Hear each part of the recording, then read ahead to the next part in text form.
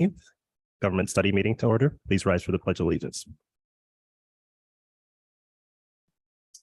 Pledge allegiance to the flag of the United States of America, to the republic which stands one nation under God, indivisible, with liberty and justice for all.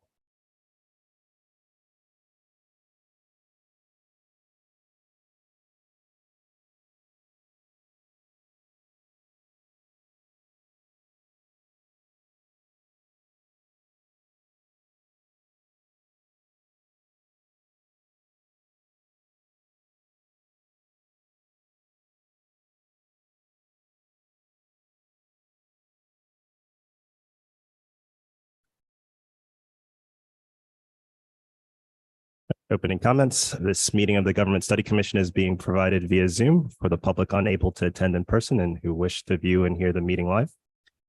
The purpose of the study is to explore the ways Home Rule could change the outcome of the pending sewer sale, explore the ways Home Rule could add citizens' participation through referenda, and explore the ways that Home Rule could add transparency to Towamencin's operations. Public comment received by 6 p.m. the day of the meeting will be read during the agenda item they address or during the open public comment period. For those present, a public comment period will be available after each voting item. Comments should be limited to 3 minutes each. In addition, a public comment period will be available at the end of the agenda, and we ask that comments be limited to 3 minutes during this time as well.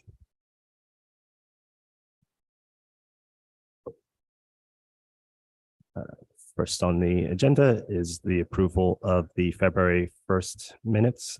May I have a motion? Motion. Second. Any questions, comments, or concerns? Seeing them. All in favor, say aye. Aye. Any nays or abstentions? None. Motion carries.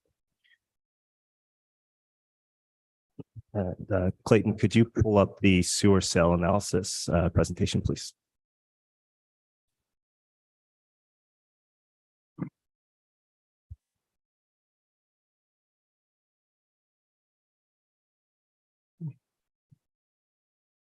Next slide, please.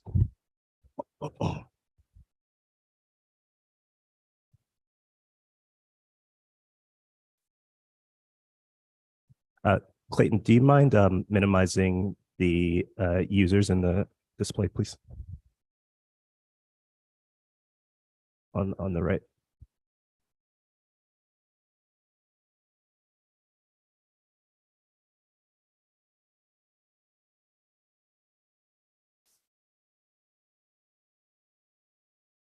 Just minimize the meeting on the right where the attendees are.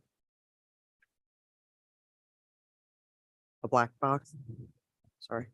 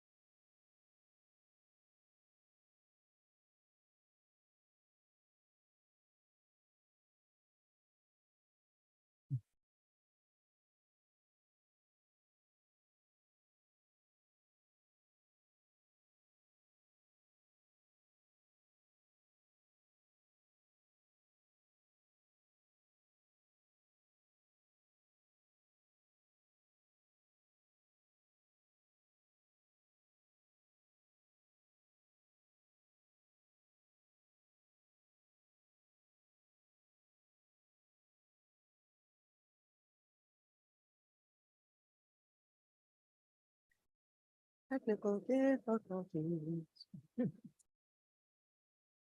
Just going into this.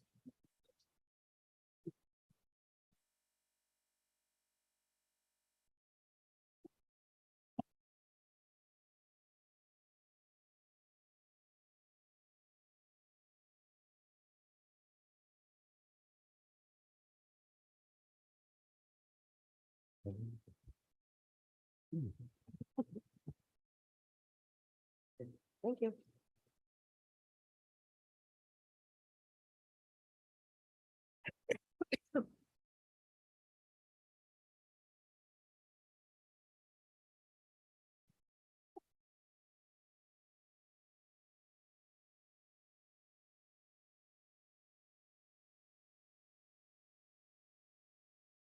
than the previous slide.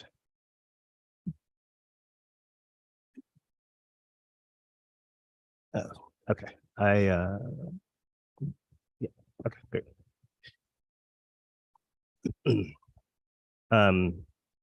So before we get into the analysis, just wanted to establish some priors about our sewer system and the state of the township.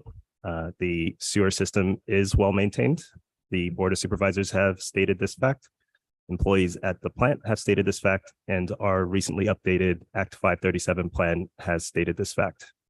Any cited maintenance needs are routine. The township does not urgently need any money. Again, the supervisors who voted to sell have stated this to be true. We are a pretty well-off municipality. We have a bit of a high debt ratio, but we are currently servicing it. The sewer system is currently budgeted to receive $5.6 million a year in revenue. This fact is how I calculated rate impacts. The cumulative impact divided by 5.6 million and multiplied by our current $450 a year sewer rate to get the new rate in the calculation. And you do that calculation in the reverse to get the cumulative rate. The township benefit from receiving $115.3 million adds up to $3.5 million a year. I could challenge the permanence of this number, but this is what was provided by our consultants at PFM and is suitable for my calculations. Any for-profit bidder will at least break even on a purchase.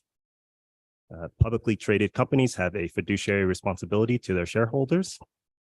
You would have to provide an overwhelming amount of evidence to convince me that NextEra does not expect to break even on this transaction. All the talk about market penetration has not come out of a NextEra representative's mouth, is not in our utility law, and is not in the asset purchase agreement. That idea can safely be thrown in the garbage. All scenarios result in ratepayers paying about the same price for upgrades. If our PUC, our Public Utility Commission, does anything, it is making sure the utility companies have enough money to operate and maintain the system. I will talk more about why some of the economies of scale arguments don't pan out later in this presentation. Next slide, please.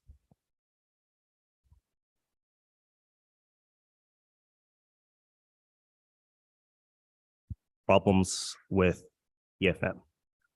They have a huge $805,000 incentive to recommend NextEra. 0.7% of sales price at closing is a pretty common in PFM's contracts. And I've never seen them get to stage 2 of this process without recommending a sale. They did not check rate projections for realism. There were 8 sewer rate projections collected in this process. 6 of them looked reasonable compared to each other and with the character of each of the submitter. 2 of them looked off.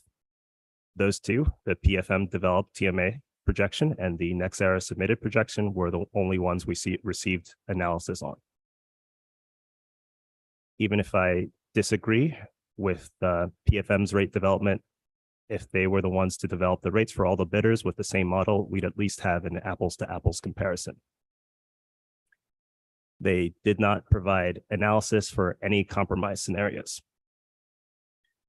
One of the potential projects that came up during the town hall was ice skating rinks.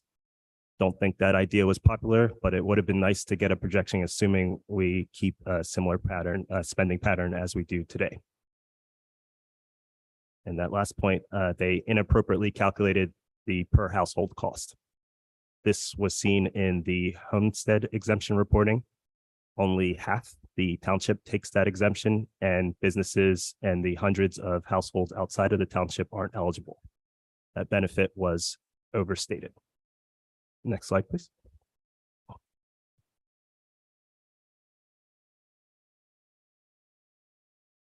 Problems with investor-owned wastewater.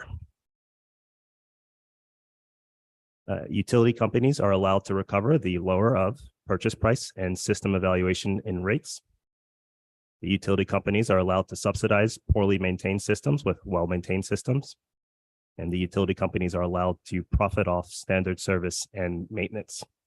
Those first 3 points are how our utility walls are written and administered.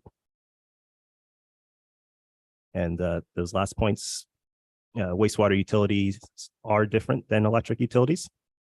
There's about 1,000 connection threshold for greater economies of scales. Wastewater treatment is very localized, and you're not going to pipe wastewater across state lines the same way you might with electric utilities. You do not have many opportunities for redundancies.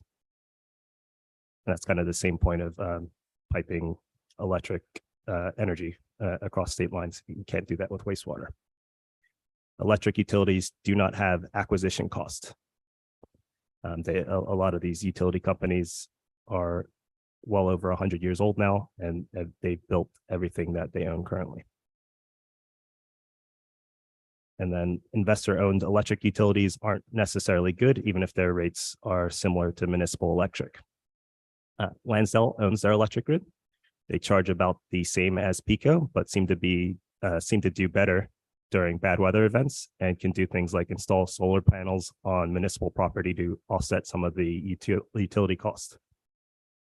Nebraska is a state that has entirely publicly owned electric systems, and Hawaii has been discussing moving away from the investor-owned electric model. Ironically, after their PUC denied an acquisition attempt by NextEra. And then NextEra, of course, is primarily an electric utility company. I think it would be a good question to ask regulators why they have so much cash lying around to try and to break into a different utility surface. Next slide, please. And this is a quote from Tanya McCloskey, a consumer advocate. There is no doubt that if purchases at fair market value continue the upward pressure on water and wastewater rates will accelerate, and affordability for regulated water and wastewater customers in the Commonwealth will deteriorate. The appraisals do not serve as a check on the purchase price or the upward pressure on rates. That pressure comes from two sides. The utility company wants a higher price so they can recover more on their investment, and the municipal government wants a higher price so they can fund all the projects they want to do. And ratepayers are left with the bag without any input. Next slide, please. This is a quote from the Inquirer. It also quotes in the quote. It's from PUC Administrator Waldjudge Long, said that some form of rate shock is inevitable in those towns, and that the communities that opted to sell their sewer systems to Aqua to generate revenue cannot now escape the consequences of that decision. And I will add at the end of that, if the sale closes. The PUC fully expects rates to rise after these acquisitions, and currently they have no directive to consider affordability. Next slide, please. And problems with NextEra in particular. They have little experience with Pennsylvania regulators. The Office of Consumer Advocate and the Bureau of Enforcement Investigation protest to our application take issue with the proposed subcontracting of our sewer operations. Marty and I, as individual residents, are official protesters to NextEra's application. Tina has also been following the case closely. NextEra has been dragging their feet on this application. Aqua and American Water would have been wrapping up the PUC portion of this process around now. NextEra's last action was in November, and they still haven't submitted an acquisition application. Pre-hearings for this acquisition application won't happen until NextEra filed that application, so we have quite some time before NextEra possibly closes on this sale. They operate no sewer systems in Pennsylvania, and they operate no water systems in Pennsylvania. Not having any systems in PA means that they do not have anywhere to share the cost of Towamencin service. It also means they will likely have to keep submitting high bids, which will come back to Towamencin's rates. They have an unfavorable ratio of utility income to non-utility income. Investors like utility income because it has low variance. Nexera is not primarily a water company, so these acquisitions haven't quite made it to their earning calls yet. But if you look at Aqua and American Water calls, the rate income is very much a selling point of these acquisitions. Their subsidiary, Florida Power and Light, is under scandal for dark money campaigns to influence utility laws. They allegedly paid a candidate to specifically run to avoid certain types of regulation. Perhaps it was above board lobbying, but the reason the laws changed to allow these acquisitions in Pennsylvania in the first place is because of lobbying from American Water and Aqua. I think Nexera will find Harrisburg very comfortable. Next slide, please.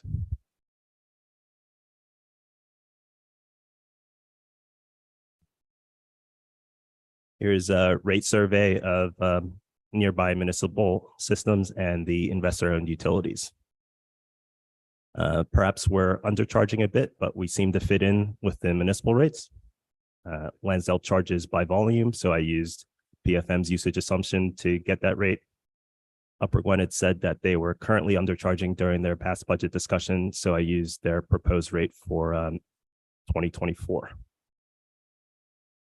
For the last American Water rate, they are allowed to cross-subsidize some of their sewer revenue with their water customers. That is the rate without the subsidy. Nexera does not have any water customers, so that is a very plausible rate for them. Next slide, please. And there it is as a graph. The light blue bar is Towamencin. The medium hue is all the municipal systems, and the dark blue are the investor-owned systems. You can see pretty clearly that the investor-owned utilities charge quite a bit more for sewer service than the municipal systems in the area. Next slide, please.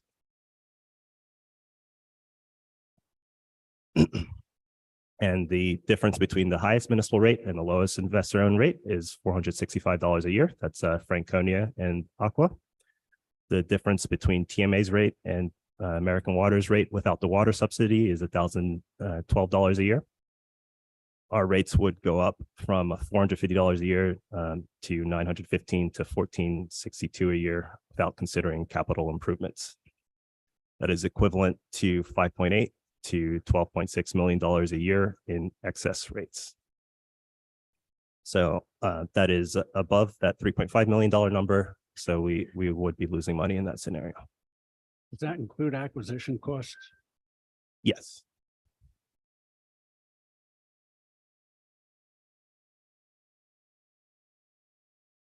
Next slide, please. And here is the rate progression of American Water and Towamencin Municipal Authority. American Water has had the privilege of going through two sewer rate cases since Act 12 was passed in 2016, and their rates are below. They went from $725 a year in sewer rates to now their rates are $1,272. In the same time, TMA has gone from $375 to $450. Next slide, please. And that's a comparison on a graph as well. And one thing to note about the Towamencin rate, we did lose all the Upper Gwinnett customers, or most of the Upper Gwinnett customers connected to our system, so that last rate hike was primarily driven by that loss of revenue. Next slide, please. And the rates will go up either way is one of those quotes from our friends at PFM.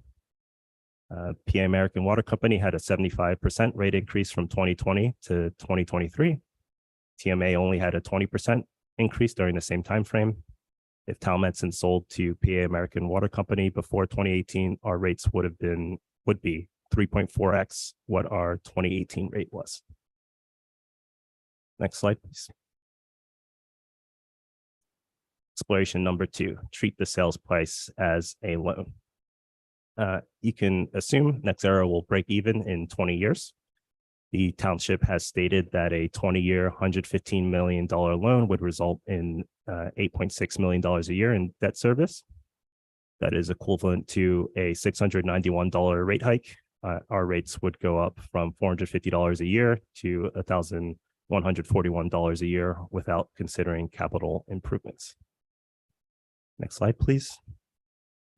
Exploration number 3, the PUC formula.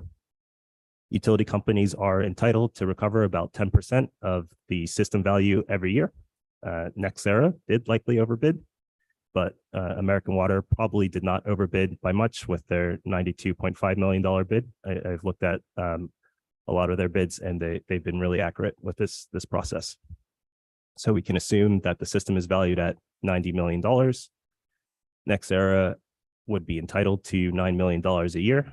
That is equivalent to a $723 rate hike, and rates would go up from $450 a year to $1,173 a year without considering capital improvements. How long do we have to pay that off? So as currently, with the way the PUC currently administrates this, it's not actually a loan, it's going to be forever, but laws could change. So 10% each year, every year, forever? Yes. And that's coming from Towamencin, 9 million.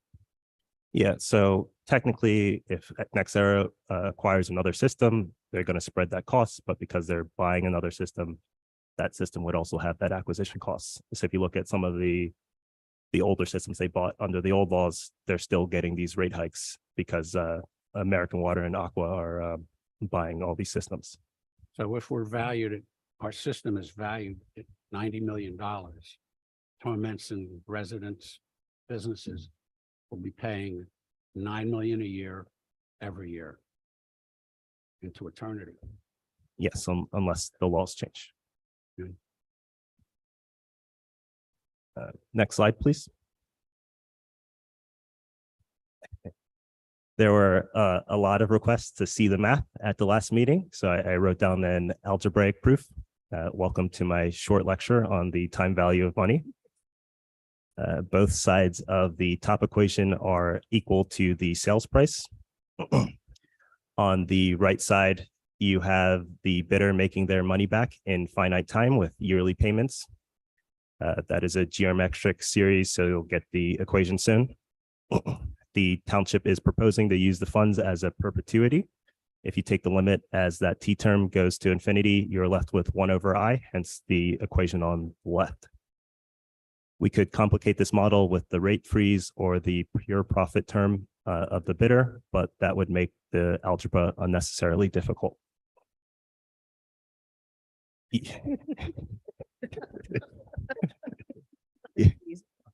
You can multiply both sides by I and get the second line. 1 minus a positive number is less than 1. So we get the implication that the bidder's yearly debt service and thus our excess rates is greater than the perpetuity yearly revenue. Therefore, it is impossible for ratepayers and taxpayers to benefit from selling. So what happens if the bidders could actually run the sewer system more efficiently? You could add a separate operations and maintenance term on each side, and the equilibrium point where it would be beneficial to sell or lease would be at a low bid price. Franconia Sewer Authority was the low bid and an adjacent system. Face value of the system could possibly be that equilibrium point.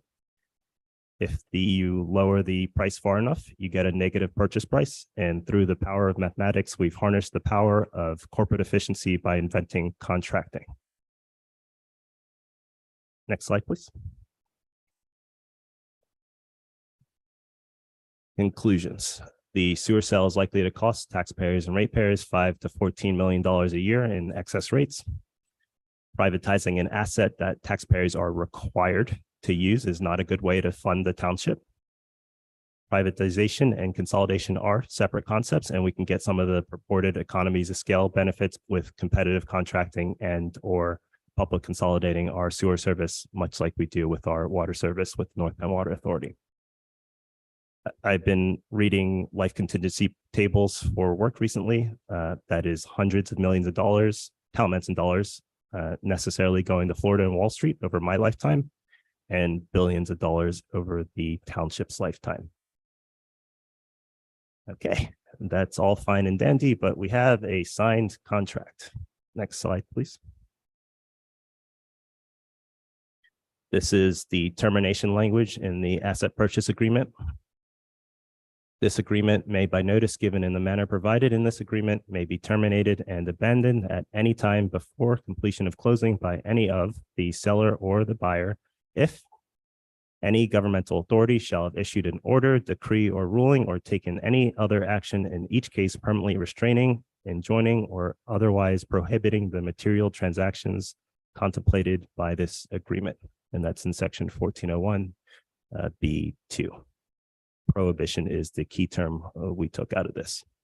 Next slide, please. If this agreement is terminated by the seller or the buyer pursuant to section 1401, written notice thereof will forthwith be given to the other, and all further obligations of the parties under this agreement will terminate without further action by any party hereunder, except that no party will be released from liability hereunder if this agreement is terminated and the transaction is abandoned because of any willful breach of this agreement. And that's section 1402, effects of termination. Next slide, please. And before taking this office, we had to take an oath to defend and abide by our Pennsylvania Constitution. And this is one of my favorite articles. Article 1, Section 2 of the Pennsylvania Constitution, political powers. All power is inherent in the people, and all free governments are founded on their authority and instituted for their peace, safety, and happiness. For the advancement of these ends, they have at all times an inalienable and indefeasible right to alter, reform, or abolish their government in any such manner as they may think proper. Next slide, please. And the manner that we're going through right now, Article 9, Section 2 of the Pennsylvania Constitution, Home Rule. Municipalities have the right and power to frame and adopt Home Rule charters. Adoption, amendment, or repeal of a Home Rule charter shall be by referendum. The General Assembly shall provide the procedure by which a Home Rule charter may be framed and its adoption, amendment, or repeal presented to the electors. If the General Assembly does not so provide a Home Rule charter, or a procedure for framing and presenting a Home Rule charter may be presented to the electors by initiative or by the governing body of the municipality. A municipality which has a Home Rule charter may exercise any power or perform any function not denied by this Constitution, by its Home Rule charter, or by the General Assembly at any time. Next slide, please. And this is where the General Assembly provided the method. That first sentence repeats the constitutional language. And then that second sentence, all grants of municipal power to municipalities governed by a Home Rule charter under the subchapter, whether in the form of specific enumeration or general terms, shall be liberally construed in favor of the municipality. Next slide, please. And a few laws that the charter doesn't touch. Act 537, the Sewage Facilities Act, that is a sewer planning law. So we couldn't mandate sewer connections in the charter or through referendum. But the law isn't about selling the system. I think Fred Chapman said something to that effect. And then Title 66, Section 1329, 2016's Act 12. Act 12 is a rate-making regulation law. The power to sell property is in the Class 2 code. Next slide, please. What does that all mean? The asset purchase agreement allows for termination without penalty if the sale is prohibited. Article 1, Section 2 of our Constitution gives the people a right to control their government. Article 9, Section 2 of our Constitution prohibits municipalities from violating their Home Rule charter. Title 53, Section 2961 gives Home Rule provisions preference in court proceedings. It is the commission's opinion that it is unlikely that there will be a lengthy legal battle that ends with Towamencin being ordered to sell the sewer system. Next slide, please.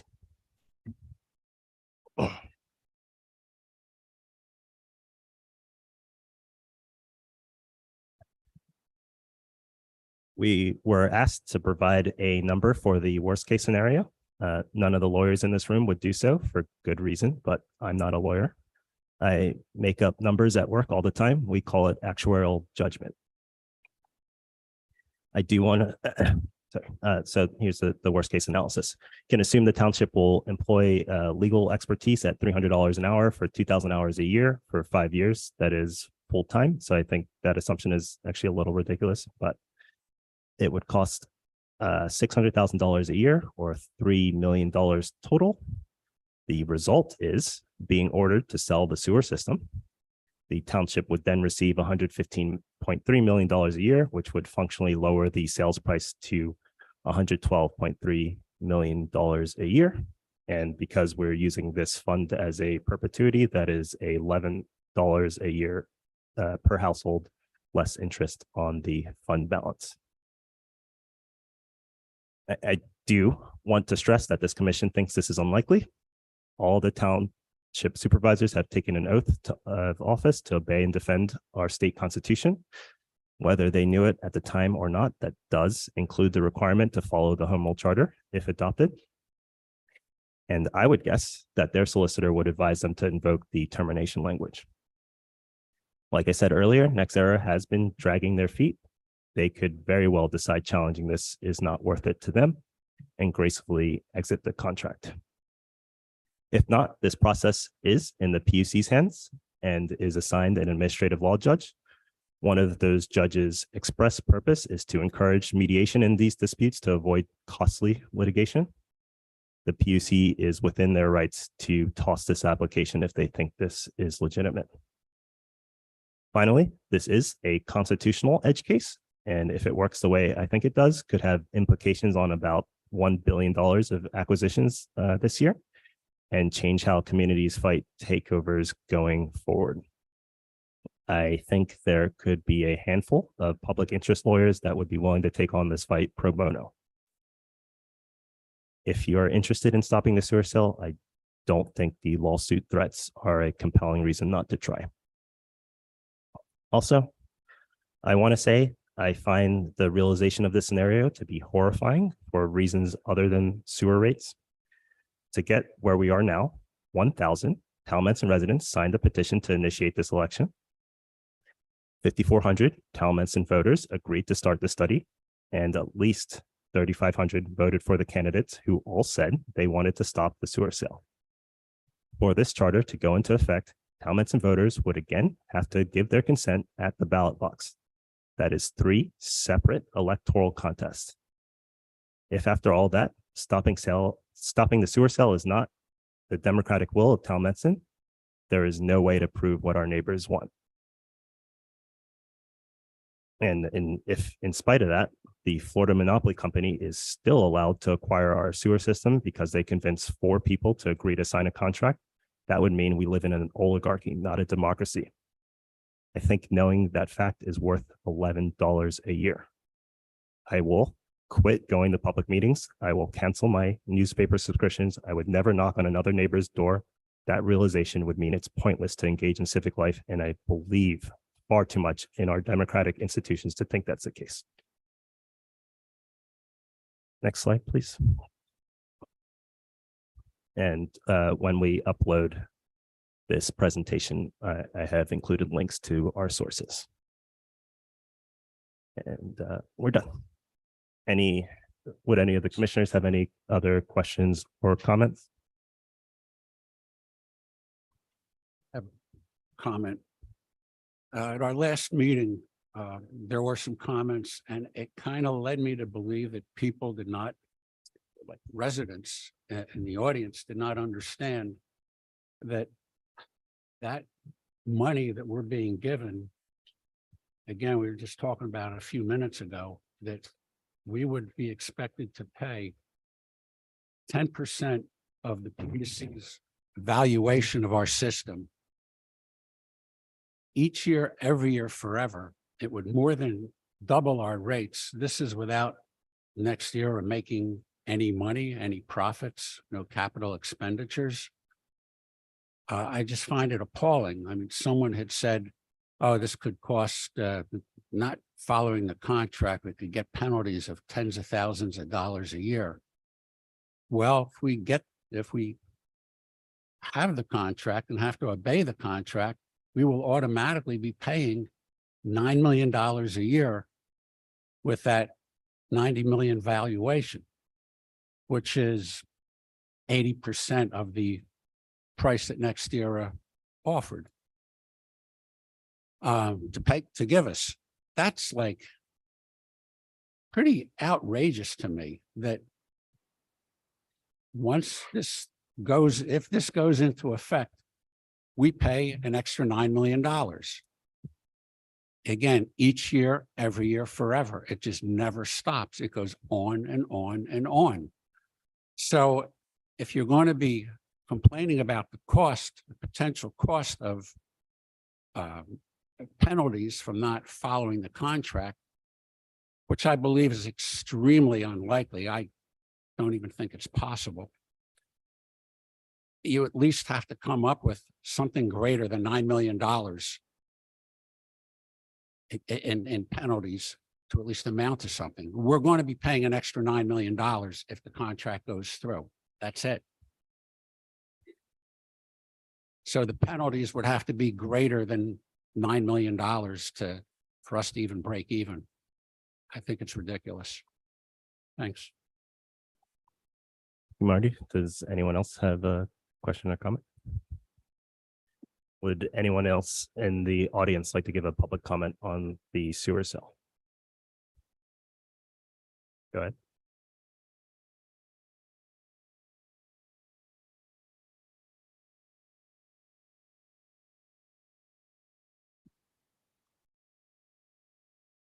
Rich Marino, 1175 Boyne Avenue, and I'm currently one of the township supervisors.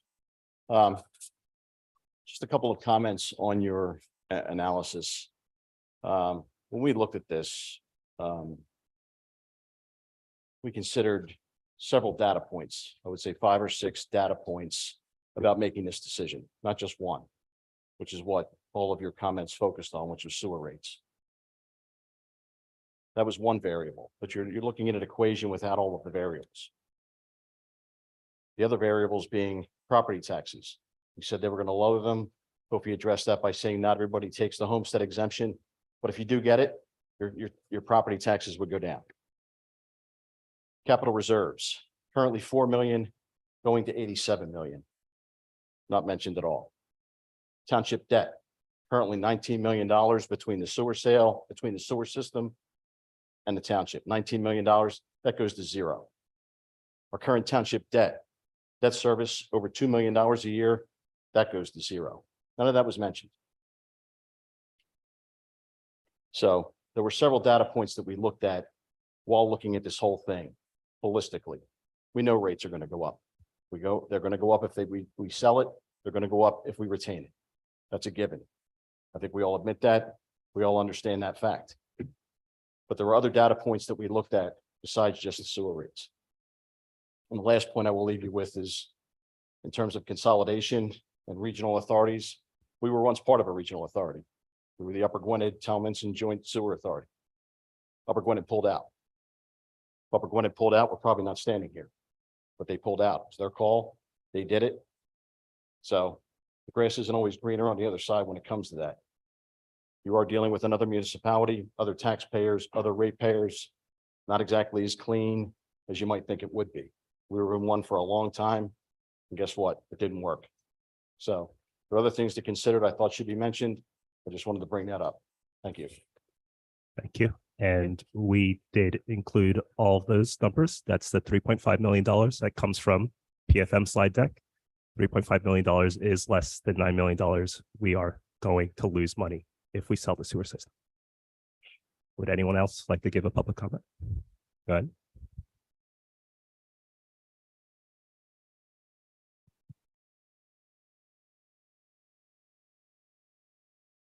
My name is Rich Costo. I've been a Towamencin resident for 40 years. Just a couple of questions primarily. Not specifically about the sewer sale, but as Mr. Drennan pointed out, your job as the study commission, as Mr. Chapman informed us at the last meeting, is to study the entire township. Now, I didn't see any mention of the give or take $36 million upgrade that's going to be necessary for this in your presentation. It might be there, but it's buried. And as Mr. Drennan pointed out, there were a number of areas of, I'll say, debt consolidation and reduction that will inure to the township because of the sewer sale. So my question is, where is the documentation of a financial analysis? What you presented was a great introduction. But what accounting firm put together the financial report with the real numbers? Is there one?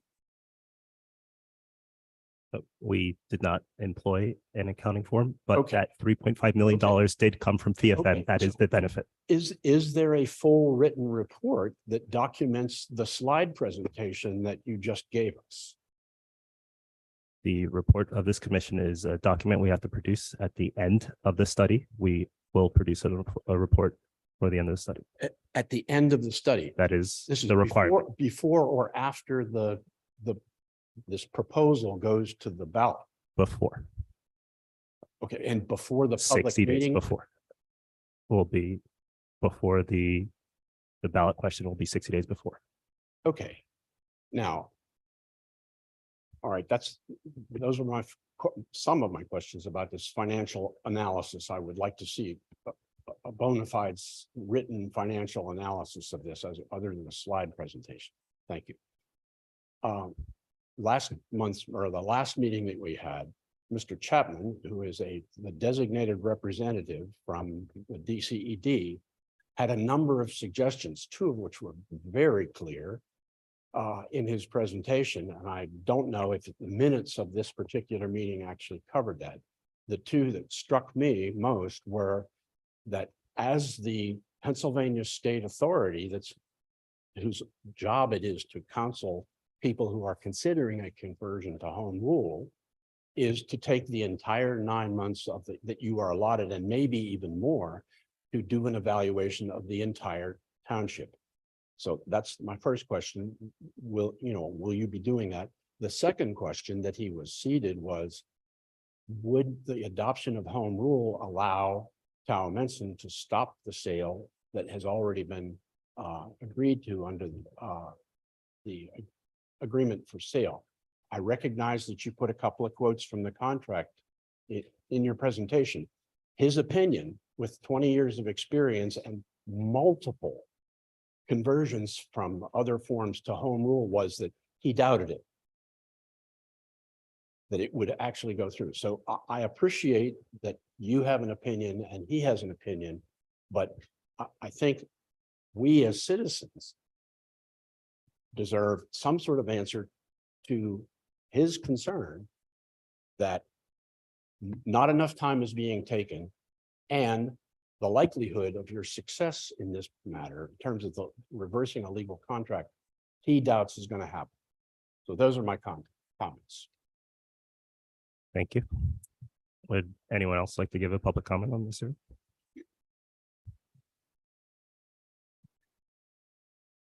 Shannon Main, I'm a Towamencin taxpayer. So I just want to piggyback on what he just said. Who wrote and prepared the slide presentation we just saw?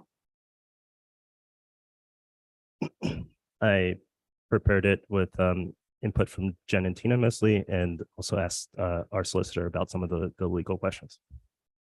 So you prepared the slide and you prepared all the analysis of everything that we saw on there? Yes. So I went back and watched a bunch of supervisor meetings where Kofi spoke at.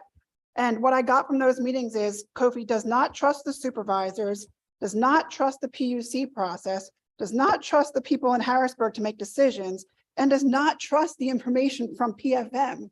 So what makes Kofi the only person to evaluate all of this and for us to be able to do that? Can you hire outside companies or financial planners?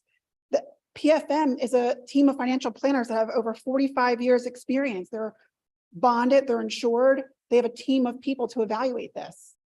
I don't understand why we can't see maybe a second evaluation, not from you, Kofi, who lives in Towamencin. Do you have a background in financial planning? What is your background? By trade, I'm an actuarial analyst. For what company? I'm not going to answer you. Okay.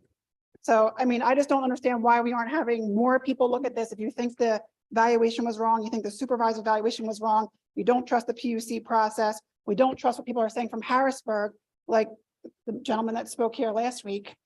I just want to make sure the residents are aware of that, and we're going off of one or maybe two or three people's evaluations. Thank you. Hi, my name is Vanessa Gaynor. I'm a Towamencin resident. I would just like to point out that PFM made their presentation last year. And at the bottom of their presentation, they indicated that they did not validate any of their numbers. So I really wish there was a skepticism from all of our residents at that time, because the company that you say is bonded and insured, they said, oh, sure, I'll talk to them. Yeah. So it makes me skeptical of some residents that I cannot address directly, come up and they say that you haven't done your homework, because I know you've been doing your homework for well over a year. And it's very frustrating to hold up the PFM numbers when they specifically said that they could not even verify that what NextEra said was correct. When residents asked the Board of Supervisors if we could see the analysis that was performed upon all of the different bidders, we were told, oh, nothing. We were given no analysis. It was done during a closed session committee that was not subject to sunshine laws, and citizens were not provided that information. So I appreciate that this group is trying to bring light to that information. And again, I wish the skepticism would have been applied previously, but we're here now, and this is where we're at. And everyone agrees that the sewer sales are going to go up. If we are to believe that the rates in 10 years are going to be about what American Water charges their customers now in present day, then we are fools, because what benefit are we going to get from that? I also would like to point back to, I believe it was it Concha Hawken that, can I address the commissioners? Was it Concha Hawken that said that no, it was not Concha Hawken. It was Plymouth Township that said they met with their residents to talk about the needs and of their township. And they together as a community decided what actions they should take on their financial situation.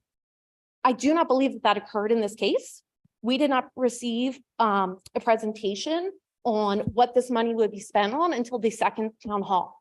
So transparency could have gone a long way in this process, and listening to residents could have gone a long way.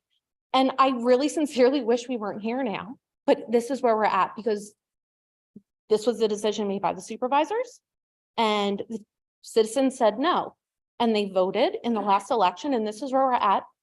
They charged these individuals, these 7 individuals, with what they had said during the campaign that they wanted to do was stop the sewer sale. And if you're for the sewer sale, that's fine. Please keep your opinions and you can share them with all of us, because this is a healthy democracy and we 30 seconds, please. Sure, thank you. And if your only concern is that this process is not taking the full 9 months, then please continue to address those. But I think it's foolish to just put our head in the sand and pretend that the sewer sale is not going to happen. So thank you. Thank you. Would anyone else like to give a public comment on the super cell?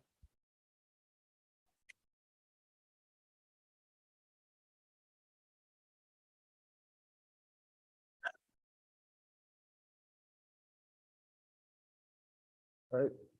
Good evening, James Collins, Towamencin resident. I just wanted to touch on 2 points. First point, 3 points. First point, when we start talking about the $80 million that we'll have in our coffers as a township, we also have to understand that the township will have $80 million.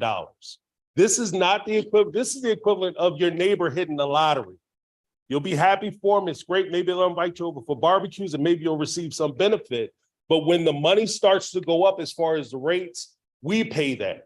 And it doesn't matter whether you call it a tax or you call it a bill, because at the end of the day, your wallet can't tell the difference.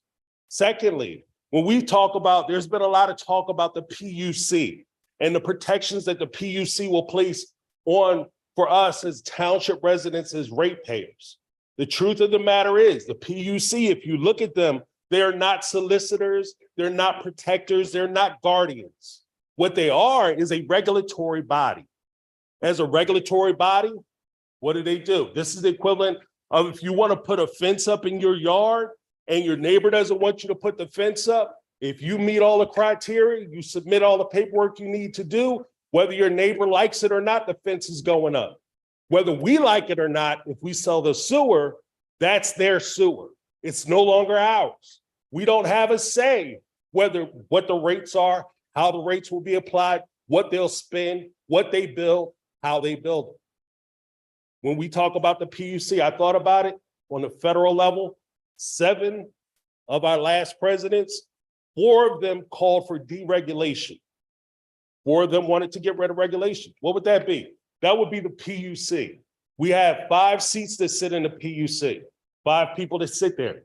Only 3 seats are currently occupied. Why? Because we had a couple governors who wanted to enforce regulation. So they won't allow them to seat people who will enforce regulation, which means that we won't have that protection. Now, as we start talking about rates going up, that's a very important question, because either way, we're going to require maintenance at the sewer system. The difference is whether we pay what we think we need or whether we trust the company to decide for us what they're willing to do and decide what they're going to charge us. When NextEra was here and the gentleman was speaking, he said, don't worry about it. We got all kinds of specialists. We got equipment. We got machinery. We have the know-how. Here's the difference. That's the equivalent of you going to your mechanic. If I take my car and I put 4 brakes on my car, a set of full brakes, it's going to cost me less than $100.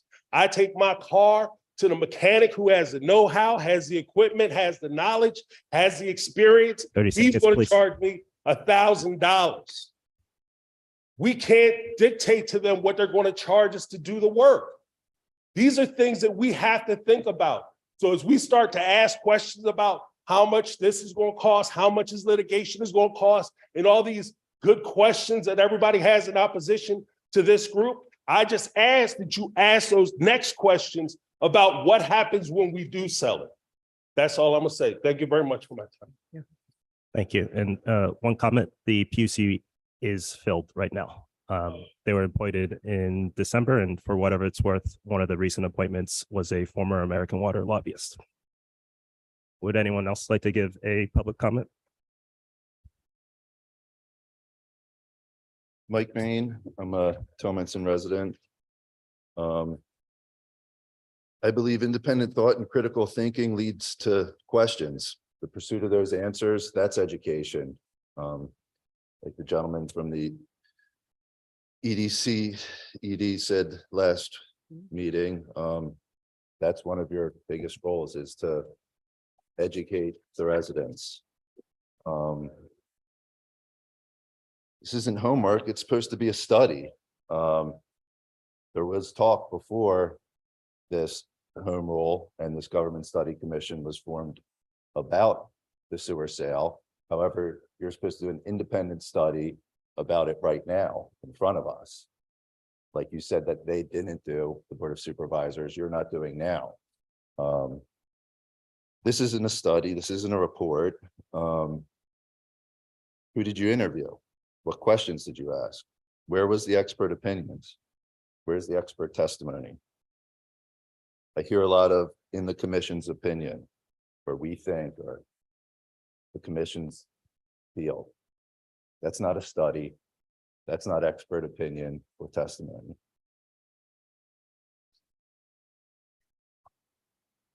This isn't a report.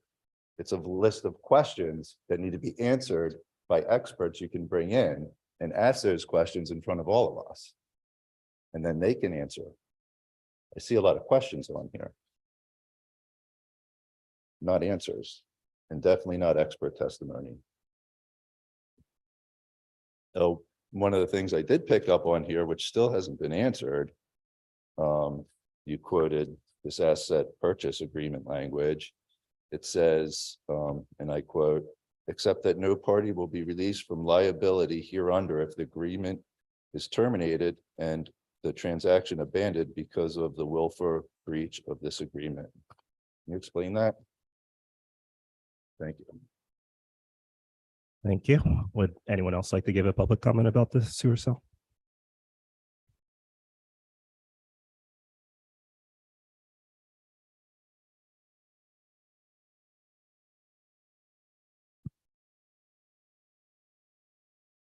Joe Silverman, going on 54 years in the township. Pertaining to the fact that the people might have not been fully aware of what they were signing, I debate that. Numerous people, I have a list of the folks that went around. We got 1,040 total initially. People that were aware of what we were going through. We went to the doors and knocked on doors, and we went to Inglewood, Gristmill, Fishers, Firehouse Park, had tabling. And typically I'd walk up to a door, knock on the door. Sir, ma'am, are you aware that the township has a signed agreement for selling the sewer system? And we believe we can stop the sale of the sewer system by establishing a home rule charter without going through all the details. They said, yes, gee, we're not aware of this.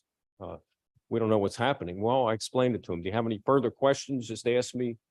Go on our website, call me up, pull any of these folks up. Here's a list right here that we compiled.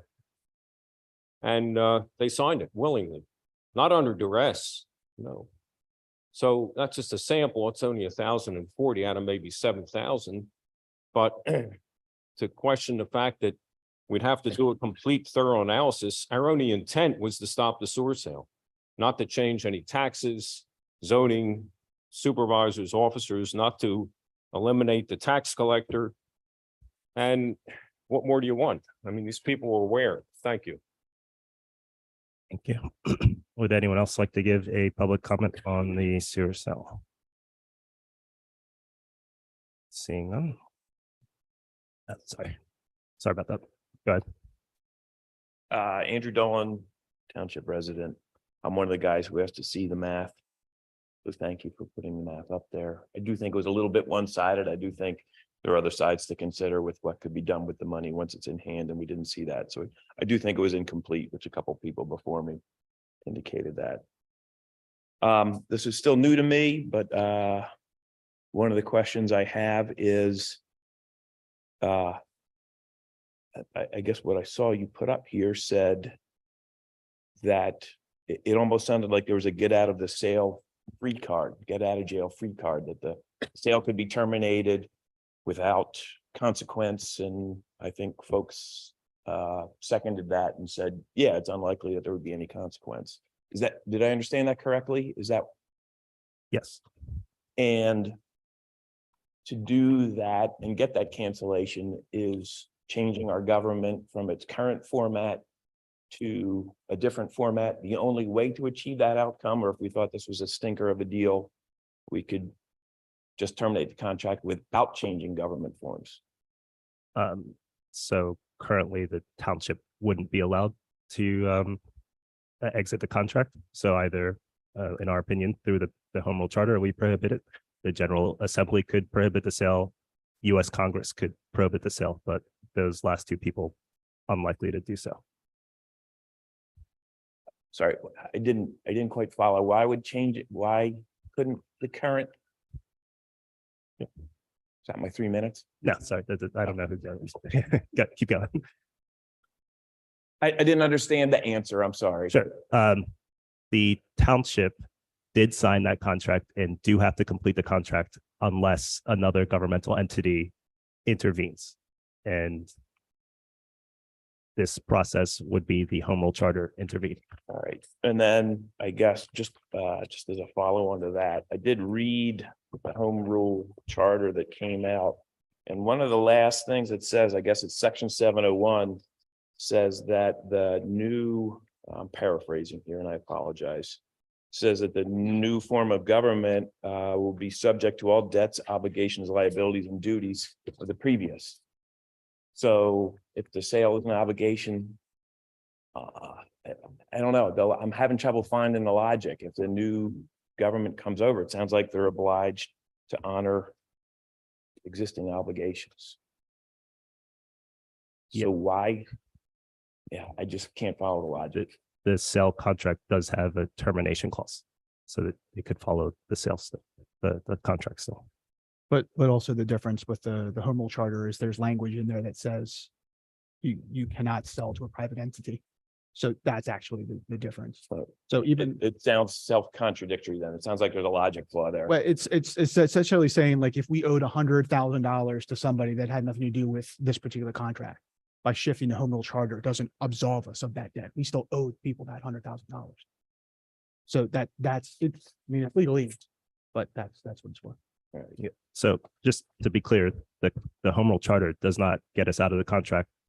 Either the township would have to do something, Nexera would have to do something, or the PUC would have to do something. So Okay. Who exactly does something is unknown. All right. I'll have to think about it. Thank you. Would anyone else like to give a public comment? Would anyone new like to give a public comment? Go ahead.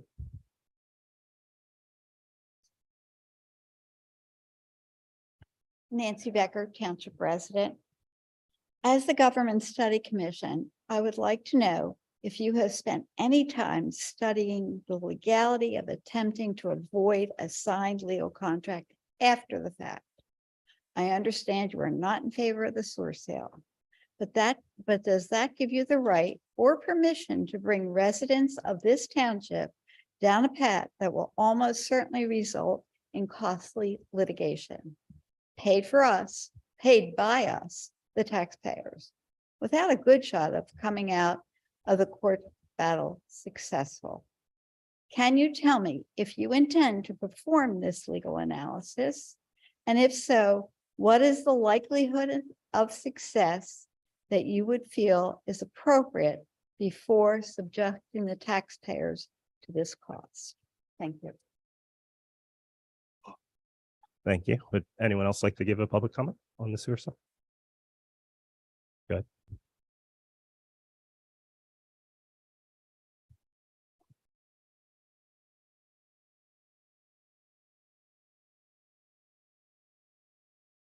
Hello, Chris Casmore, Township resident.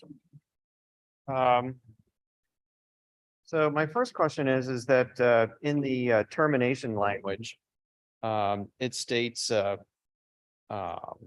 prior to closing. So is closing when you sign it or after the PUC review? Closing is when the township deeds the property. So after the PUC review. Okay. The next question is if the main reason for doing the home rule charter is to terminate the sewer system sale, then the draft of the home rule charter keeps growing in size. I think the first draft was only like 5 pages, and the main thing that was written in it is all things will remain the same, except we will not sell our sewer system or public assets. Now it's like 13 pages, and it includes, all kinds of things as far as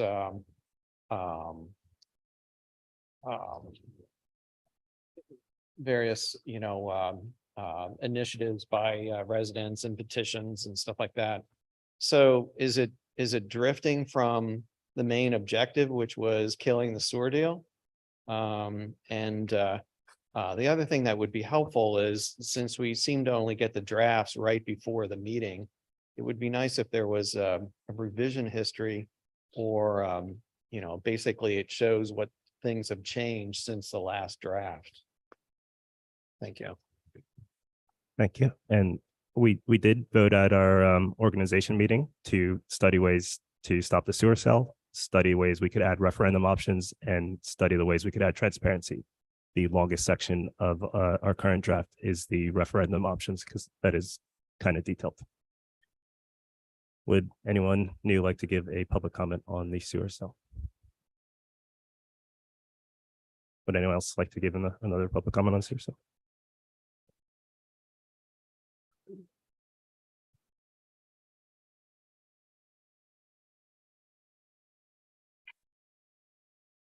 Rich Costello, Towamencin Risk. I don't understand the example that Mr. Warren just gave with respect to this. If we owe somebody $100,000 as a township debt, changing to home rule won't change that. I get it. Right. But what you're saying is if somebody owes us $100,000 because of a contract, that we won't uphold that. I don't understand how you can have it both ways. So I just like an explanation.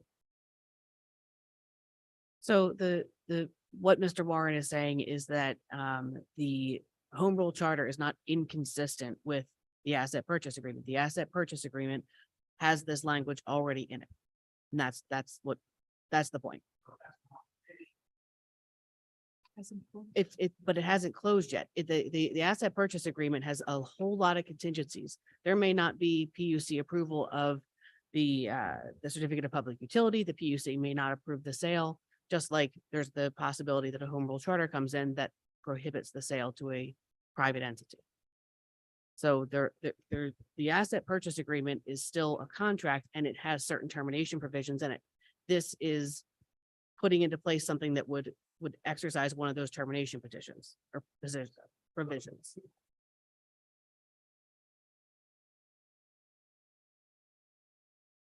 I'm not really sure what that.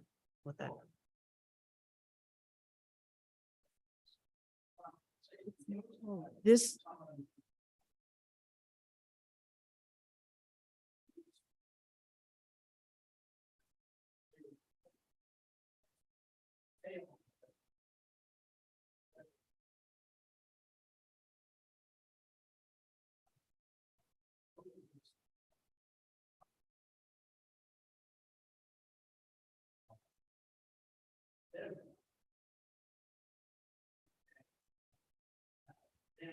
Mhm.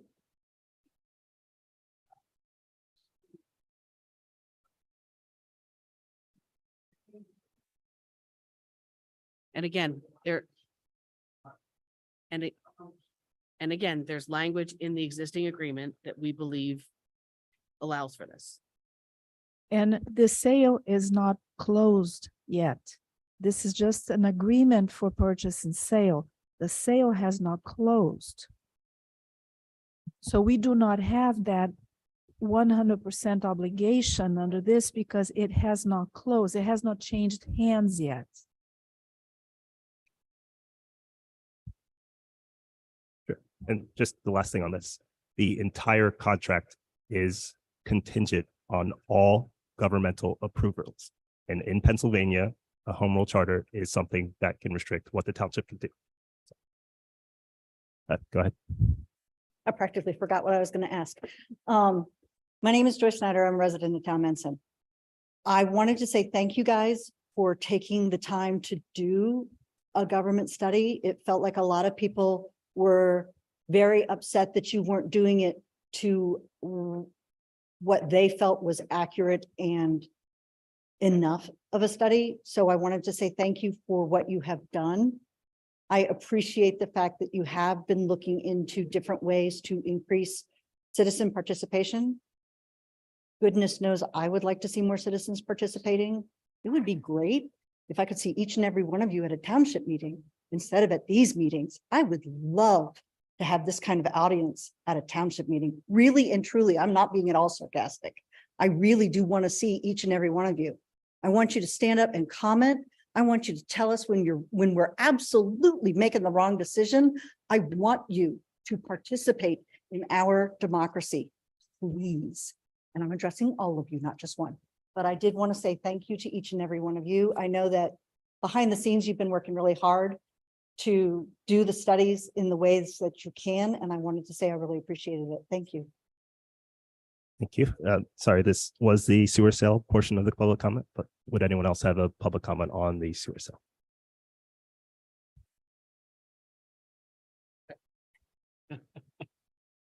Hi, Paul Andrews, Valley View Way.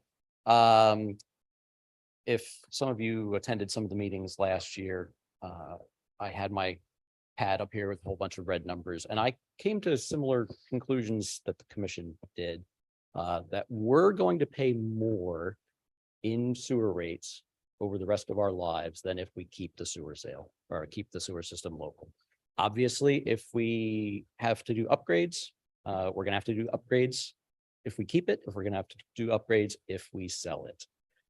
The difference is if we sell it, we no longer have a choice about what upgrades get done, what maintenance gets done. They can decide to not do any, and they're not going to get any extra money. If they decide to do $20 million or $30 million worth of upgrades and improvements, they get to recoup that cost. But doesn't necessarily mean that that needs to be done. If we keep it, we get to decide, and we get to discuss what maintenance, what upgrades need to be done and when, and how we pay for it. To use James' metaphor, if we take our car to the mechanic, we get to decide right now what repairs get done. If NextEra was our mechanic and we take our car in, they can say, oh, you need brakes. Oh, and by the way, the air conditioning. Oh, and by the way, a whole new engine and all these things. And we would have no choice about paying for it. That happens to be a small part of it, though. If you look on the Exploration 3 page, we see that they get to recover 10% of the system value just for owning it and for paying it and for bidding. And they get to collect that every single year forever. And the question I want to ask of everybody is, if that $723 that's listed in there says our rates would go from $450 to $1173 without doing anything else, without doing any other upgrades, without doing anything else, what are you getting for your money? Are you going to be so proud that NextEra owns our business that you're willing to send them an extra $723 every year just for nothing? Is your sewer going to work better by $700 a year? I kind of doubt it. So I'd also like to thank the commission for doing this and to bring some more numbers to this. I realize that there's other numbers that the commissioners counted, but they were saying that we'd get a benefit of about $3.5 million a year. I remember them presenting that as well. But we're going to be upside down if we're paying out an extra $9 million a year. And I'd certainly like to be able to have a say in how things get spent if we're going to be paying that much extra. Cool. Thank you. Would anyone else like to give a comment on this?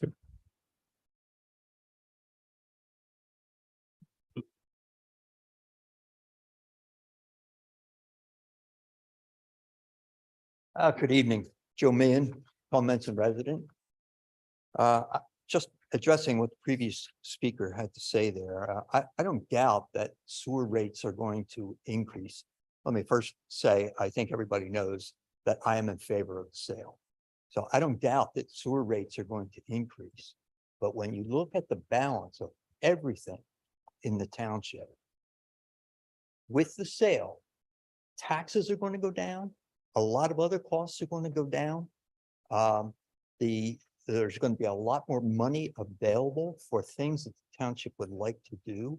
But the important thing is those regular bills that come in to your house are going to go down. The income tax will go down with the sale because the debt service is going to be reduced. It's going to be eliminated. And there'll be several other things that are just going to go away. So things are going to be better for the residents, even though the tax rate is going to go up something. The decreases are going to be better than the increases. That's one thing.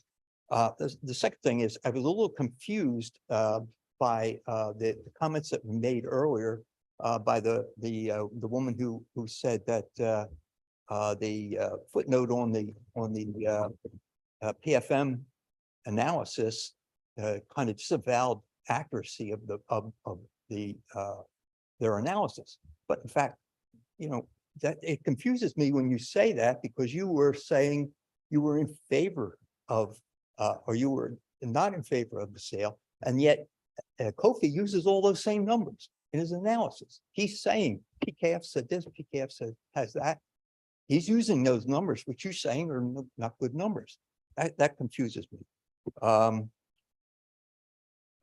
think I'll just leave it at that. I will say also, I will agree with the previous speaker's request that the drafts be tracked in some way so that you don't have to go through looking at the two different versions of it to find the differences, because you added sections at the end, but do people really read it to know that if you go back and look at the difference between draft 2 and draft 3, there are word changes throughout the document that do change or could change the intent of those sections.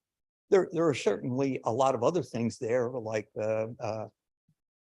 punctuation and underlining and things like that that are insignificant format changes and things like that. But the word changes are important, and it would be great to be able to have to not sit down 30 seconds, please. and read through and try to make a comparison to find out what is the difference between draft number 2 and draft number 3. Thank you. Sure. We can work on a change log, but just on the income tax, I don't think the Board of Supervisors proposed lowering the income tax. Would anyone like to give a public comment on the sewer sale? I just want to clarify that Could you provide your name, please? Kristen Warner, Towamencin taxpayer. I want to clarify that the decision to fix something or not fix something with the sewer is our decision. It's not our decision. We are mandated by the DEP how the sewer is run, how it functions, what needs to be upgraded, when it needs to be upgraded. And we're under their control. There is no local control of sewer systems or any utility. So I just want to clarify that everyone keeps talking about local control, and we haven't had local control since the DEP started. And I'm not against the DEP. I want a healthy environment. I don't want sewage to accidentally go into Skipback Creek. And speaking of Skipback Creek, our township sits on the largest portion of Skipback Creek, but that does flow into other townships. So we are always at risk as a township, and it would be on our shoulders if another township decides to sue us because there's some sort of accident or environmental, a hurricane or something that happens that causes the Skipback Creek to become polluted in some way. So we don't have local control, and the mandates from the DEP only go up. They have not gone down since their inception.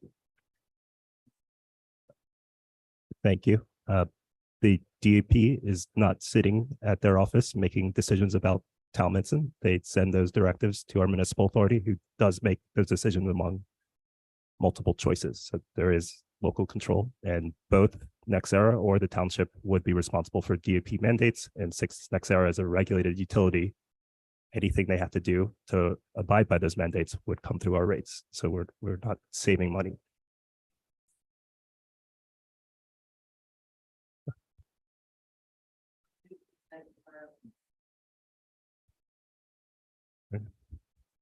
Would anyone else like to give a public comment on the sewer sale? Could you go first, you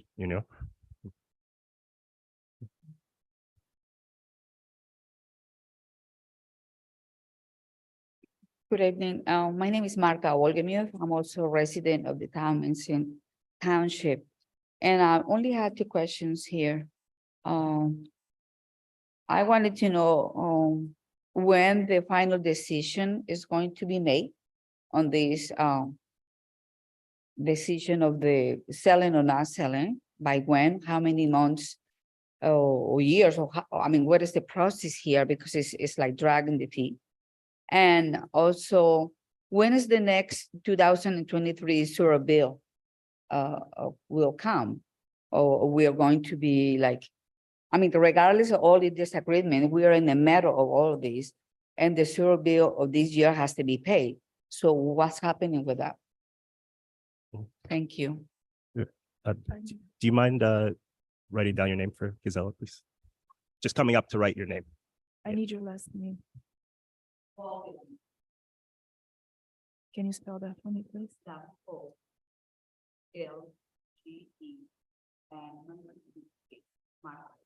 Martha, Marth. Thank you. Thank you. And to answer your questions, we don't know when the sale will close. Next Era has submitted a certificate of public convenience application, but they haven't submitted their acquisition application, and the proceedings aren't going to start until they submit that acquisition application. Typically, from that application to close, it's taken a year. So we likely have at least a year until the sale would close. And then your other question about the sewer bills, those are sent out around the same time as the tax bill. So after April. Yes, we're still $450 a year right now. The township still owns the sewer plant right now. So everything comes through the township. Same sewer rate. Any other public comment on the sewer sale?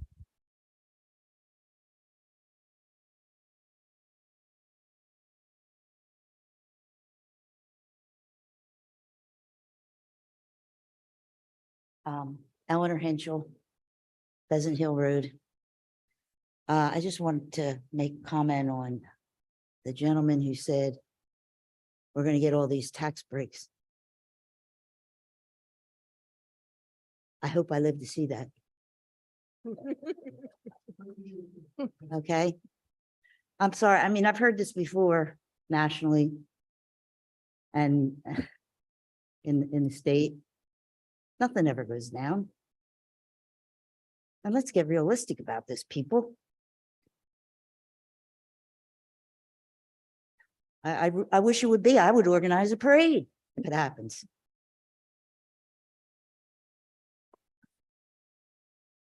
I don't know. I'm in a dilemma here because I see the good and the bad. Mostly I'm concerned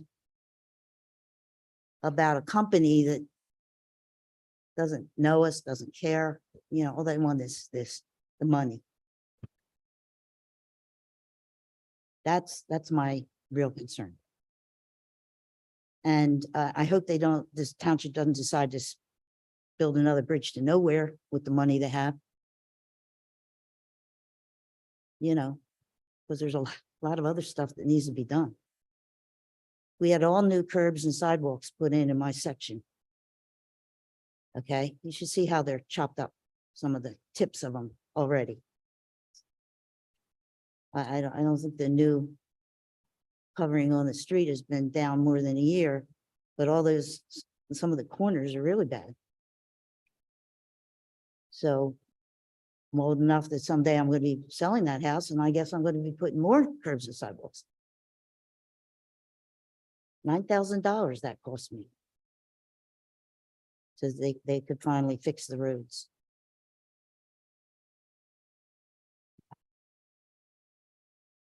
All these promises, and we never see them. And I've been here 40 years, and the lady that said, would you please come out to meetings? Well, there were a lot of times they came out to meetings and I voiced my opposition to things and they still did it. When we learned about all this, my husband says to me, they'll do what they want to do, no matter what we say. I'm not sure they really care about the citizens. Especially not the senior ones. Thank you. Would anyone else like to give a public comment on the sewer cell?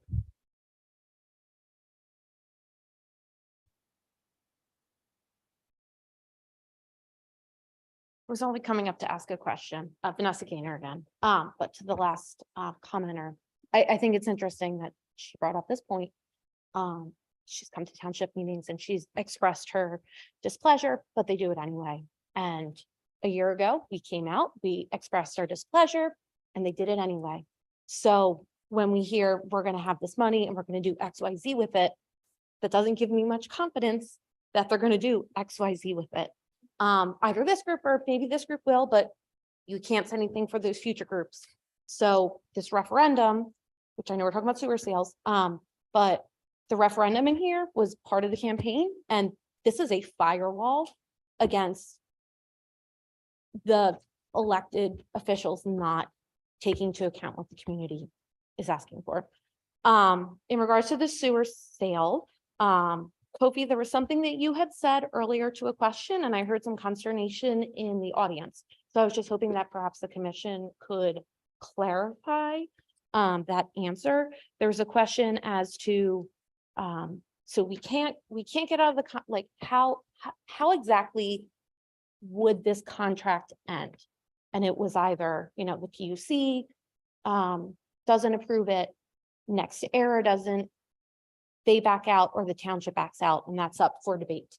I'm reading section 601 of this, and it indicates that the township cannot deliver ownership of the operation to a non-governmental entity. So is what you were trying to communicate that the township, the Board of Supervisors, would not be permitted to transfer it? And that is set in stone, but the question is, would next era terminate the contract before we would have to do that? Was that what that answer was supposed to mean? Yeah, so the drafted home rule charter does prohibit the selling or transfer of the sewer assets. And then in the contract, either the township could exit the contract, presuming they believe in this home rule charter. Nexera could exit the contract for the same reason, and the PUC could toss out this sale if they also believe in this home rule charter. So those are the kind of three ways that we could get out without any lawsuits.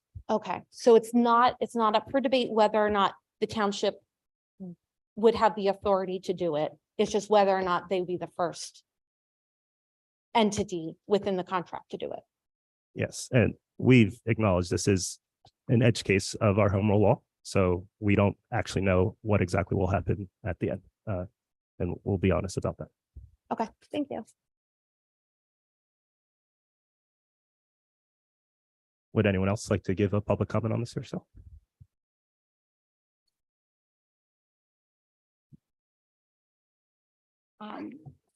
A lot of people have referred to Mr. Chapman and what he said in his presentation. He's been with DCED for a very long time. He indicated that a change to home rule is unlikely to overturn the sewer sale. Again, is the commission ready to commit our residents to tens of thousands, quite possibly hundreds of thousands of dollars in litigation to fight the sewer sale? And I also have another question. Is this the final draft before the public hearing? And if it's not, when will the residents be able to see a final draft prior to the public hearing? Sure. I'll answer the draft question during the home rule charter report, but Mr. Chapman did say he wasn't a solicitor, and we asked our solicitor about the Sewage Facility Act that he cited, and our solicitor believes he miscited it. Would anyone else like to give a public comment on the sewer sale?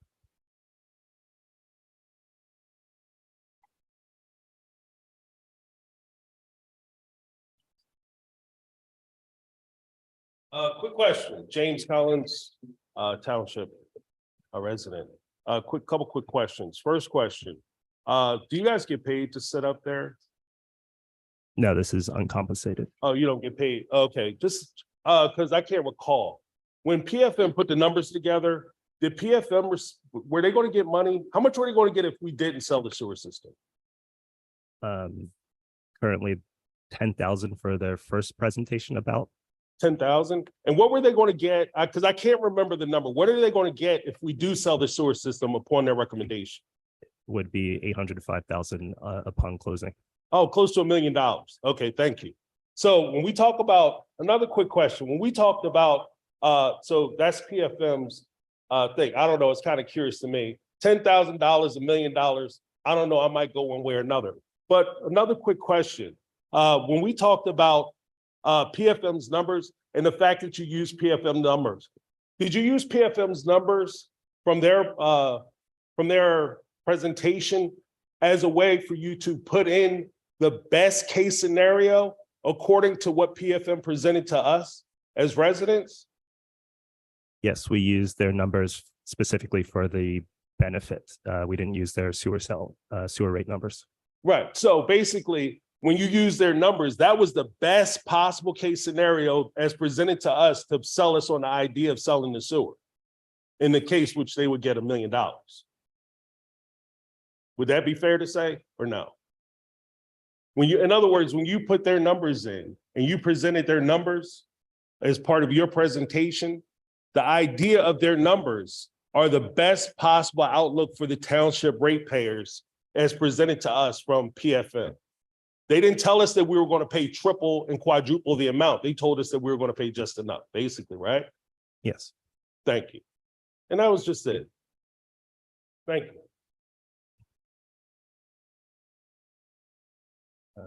Let's see.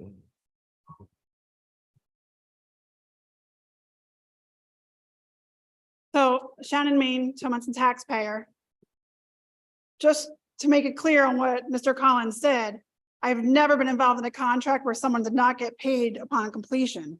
So anybody in here that uses a realtor to sell their house, there's always a compensation at the end of a completion of a contract. So I think Kobe had mentioned even that it was a minimal amount that they would get paid compared to other things that have sold and had a percentage of compensation based on the sale price, similar to you selling your house with a realtor and the realtor getting paid at completion. So they're not pushing for this.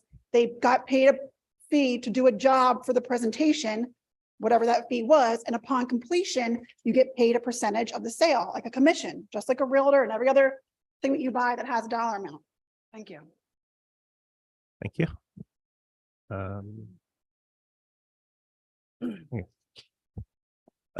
Is there anyone new? We have other business and we'd like to move on. Is there anyone new that'd like to give a public comment? Okay, I'll let you have the last one. Mike Main, resident. I also agree. I think it's great. Everybody's coming up here, giving their opinions, expressing their feelings and airing it out. I'm not for or against the sewer sale. I really don't care. I'm against using home rule to stop it. I don't think referendum's really great for the township. I think it's going to be confusing and just a mess. However, I mean, that said, this is a government study commission. It's time to get away from what our feelings are and our opinions are and get expert testimony, non-biased expert testimony and expert testimony from both sides. Your side's obviously dead set against the sewer sale. There's people that are for the sewer sale. Can we please hear from non-biased experts or experts from both sides? That is what a government study is supposed to do. Let's hear from the experts, not everybody's opinion, not how you guys feel, expert opinion. Thank you. And we'll move on to the next portion of our agenda. Marty, could you give the treasurer's report?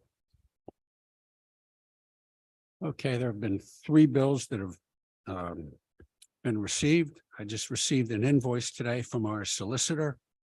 That is for $8,232.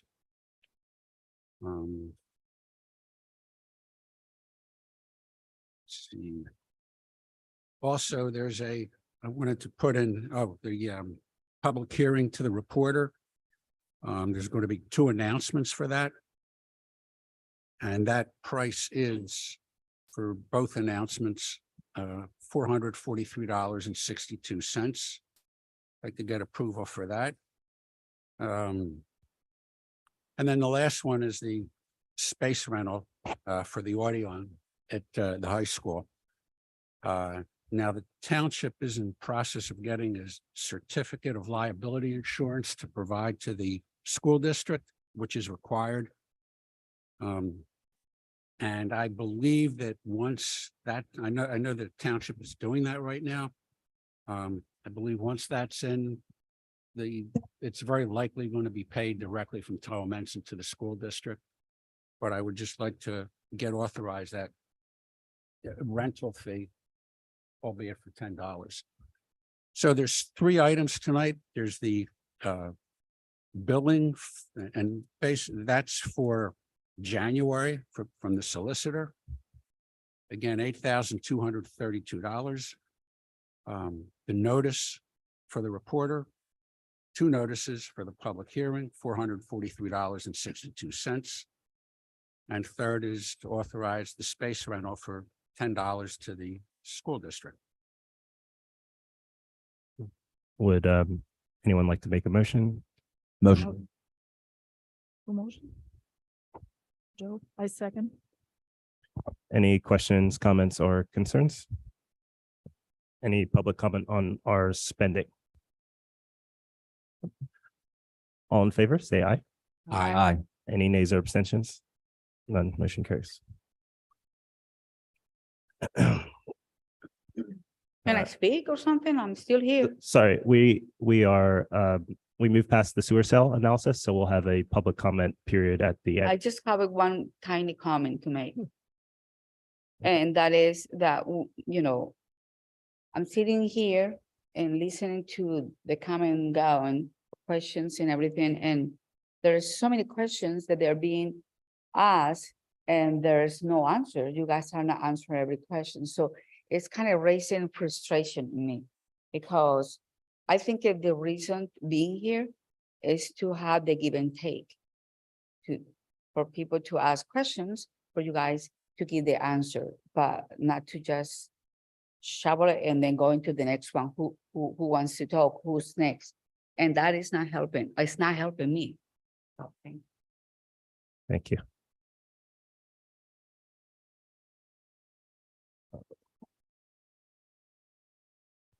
The commission is answering questions that they're able to answer now, and they're taking a lot under advisement. And Kofi gave some answers to questions from last meeting at the beginning of the meeting. But some of the questions that are posed, they're not in a position to answer this evening, but they are taking questions as they come in.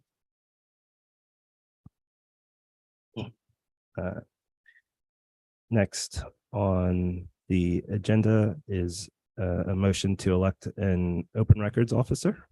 The open records officer would deal with any right to know law requests that we may receive.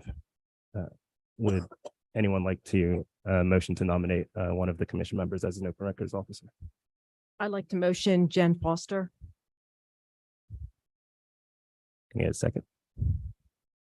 Second. Any questions, comments, or concerns?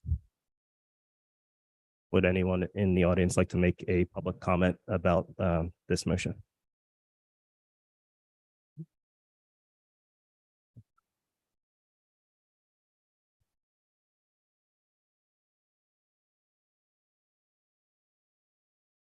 Costo, so this election is for the person who's going to receive right to know requests. So I pass that to them at some point, either personally or via email.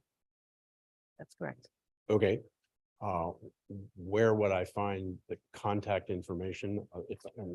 Outside of showing up at a meeting, are you going to put that on the website? Yeah, we can put the person's email on the website. Yes. Okay, and can I, if I have a right to know request tonight, after this, you have elected an officer, then I can provide that to them? Yes, and we'll provide a Thank you. resource on the website. Yeah, and we'll also put a form for right to know requests on the website. There'll be a form for right to know requests on the website. we can take that. Would anyone else like to make a public comment on this agenda item? Seeing none, had a motion and a second. All in favor, say aye. Aye. Any nays or abstentions? None, motion carries. Clayton, could you pull up the Home Rule Charter report, please?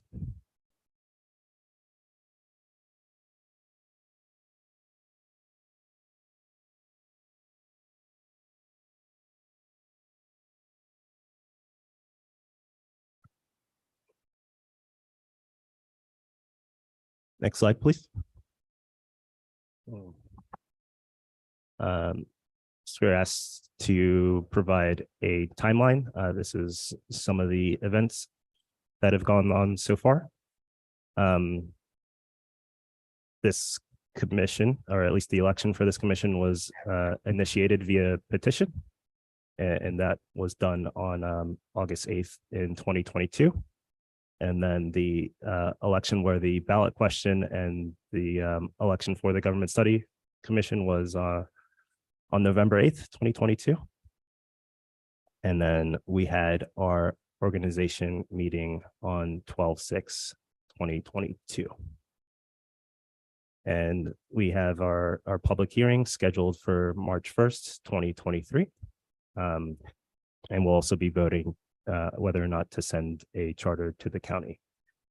If that vote is approved, a report will be mailed out after the March 15th meeting, so we can approve that spending.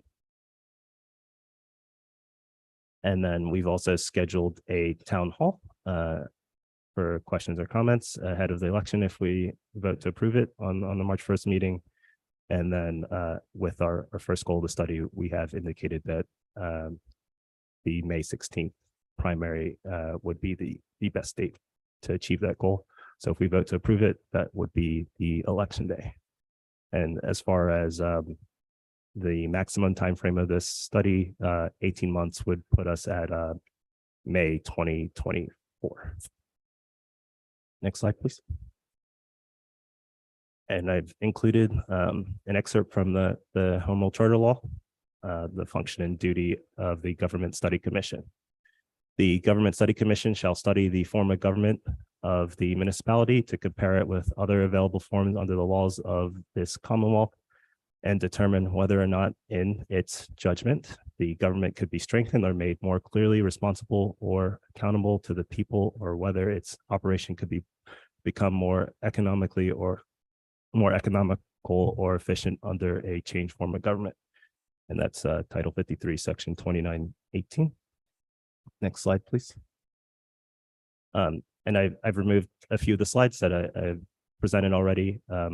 The charter drafts have been iterations on previous charters, so most of the intent of the language hasn't changed, even if we've changed some of the language. So one of the things we've added to this presentation is a survey of structures of local government. First one is the council manager form of government. That's an elected council as the legislative body and a hired manager as the executive body. That's seen in the Class 1 and Class 2 township codes. We are a Class 2 township, and that is our current form of government. The second form is a city manager form of government. That's an elected council as a legislative body, a hired manager as an executive body, and a ceremonial elected mayor. That's seen in the borough code. There's like Lansdale. And then there's the mayor council. There's an elected council as a legislative body and a mayor with some executive power, depending on how their government is formed, and an optional hired manager. That's seen in various city codes and many home rule charters. And then there's the town hall form of government, where every citizen is a part of the legislative body, and those are seen in some small municipalities in New England. Next slide, please. And one of our new concerns, it is hard to get information on ballot questions. That source of the concern was feedback to the commission. In particular, it was seen in Shannon Maine's public comment.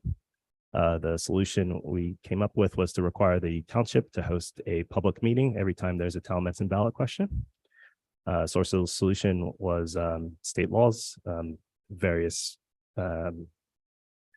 state provisions require a public meeting. And difference from the current form of government, the township would be required to provide a venue for discussion ahead of the ballot question. Next slide, please. And just to go over the charter so far again. Article 1 is the construction of the charter. Section 106 defaults township provisions to the Class 2 Township Code. We added some language to Section 106 to clarify what would happen if we change our class. So if we wanted to change to a Class 1 township, but otherwise keep the charter the same, we could do that. And the potential benefit of that would be having, say, 4-year terms instead of 5-year terms, or having commissioners elected in wards. Class 1 townships have a board of commissioners instead of a board of supervisors. And Article 2 defines the elected offices. No changes from the Class 2 Township Code. Article 3 defines financial procedures. No changes from the Class 2 Township Code, and explicitly retains limitations on the rates of taxation. Article 4 is initiative and referendum procedures, gives the residents the power to initiate proposed ordinance, gives the residents the power to initiate reconsideration of ordinance within 30 days of enactment, and gives residents the power to put ordinances directly on the ballot. Section 408 requires referendums for asset sale or leases to non-governmental entities that would result in the township receiving compensation exceeding 25% of budgeted revenue. Next slide, please. And then we had some exemptions for Article 4. It's the budget or capital program, personnel compensation, emergencies, elections, township powers, preempted by home rules, and initiative or referendum that would otherwise violate state laws if passed. And then we got an email contact asking to put those provisions in some sort of flow chart. I think we can do that for both our report and one of these future slide decks, just to make it kind of easier to see how that works. Article 5 is transparency, light provisions surrounding digital availability of some information that is otherwise public. The term information, and we added the contact information of elected officials and those appointed to advisory boards and authorities. And for those advisory boards and authorities, those are just contact information of the chairs. Digital copies of documents that are available at the township building. And then that new provision to require public meetings every time there's a ballot question, and also advertise it through the mail. Article 6, the right to public ownership of water, prohibits the sale or long-term lease of water and wastewater and stormwater systems. We added Section 603 as an enforcement mechanism in case an authority attempts to privatize itself. That one was spawned by Nancy Becker's public comment. And then just to answer the question about North Penn Water Authority that was asked at the last meeting, as currently incorporated, it is a 10-member regional authority, and Towamencin does not have the power to dissolve it. So this charter isn't enforceable as it relates to them. But we are researching their articles of incorporation to see what that authority needs the township's permission for. And the Article 7 is the general provisions, some of the transition, severability, how amendments are added, and the July 1st effective date. And do any of the commissioners have questions or comments on the current draft of the charter? I'd just like to make a comment about the transparency, Article 5. We, like many study commissions, and this goes along with Joyce Snyder's comment, have been studying ways to improve and expand citizens' participation. That's been one of our goals. And I want to give a shout out, according to the handbook, guaranteeing citizens, ourselves, the right to speak at public meetings like tonight and all other meetings was actually pioneered by, according to the handbook, pioneered by home rule charters. I did spend some time looking at the history of that just because I am interested in it, but as a result of other meetings that have taken place throughout the state of Pennsylvania in 1993, according to the handbook, it was added to the Sunshine Act.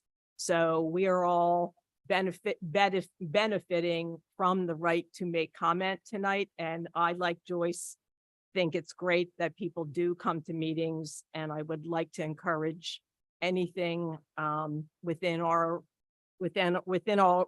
ability to encourage that participation level. So I have looked at some of the different things that we can do. I won't go into all of them tonight, but some of them are in the charter, proposed in the charter. There's some simple things concerning accessibility of information, where we all go onto the web to get information. So our township can add more information to our webpage.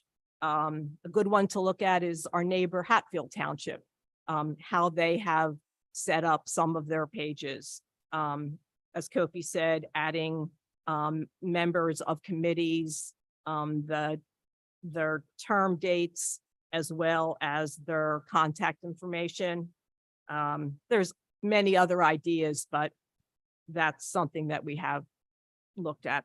And that is an area of concern to me, because I think transparency is one thing, but I think you also need a level of accessibility so people can find the information. And if it's going to take someone like myself or anyone 3 phone calls or 2 emails and a phone call to get information, that's too much. I think we can do better. Thank you, Tina. And kind of on that comment of some of the home rule provisions predating our Sunshine Act, all of the home rule charters that we've reviewed kind of have some of those Sunshine Act like provisions. And I would guess that the General Assembly will add some of these digital provisions that we see in our charter as well, especially as most townships have websites now. Would anyone else like to give a comment on the current draft? I would like to ask a question. One of the commenters requested if we can present the drafts with the changes as they went along. I think it's a great idea. Thank you for that, by the way.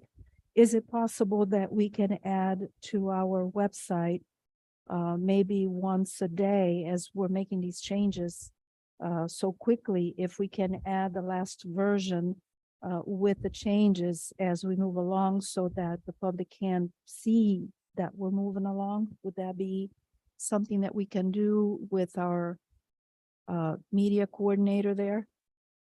Yeah, we can talk with them. And just one comment on where the draft's at, because we had a question about that.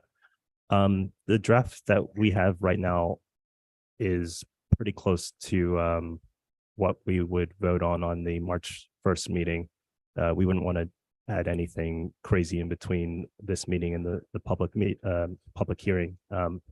So we're pretty close to a quote unquote final version.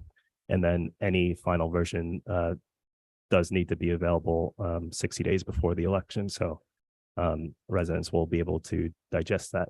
And so far, all the changes we've had to the charter have been pretty iterative. So I don't think any of the intent of the provisions have changed, even if some of the language or particular chapters were changed.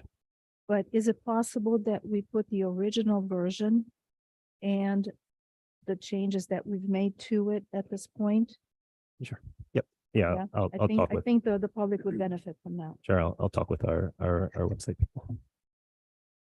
Would any of the other commissioners have questions or comments on our current draft? Okay. And next on the agenda is responses to the February 1st public comment.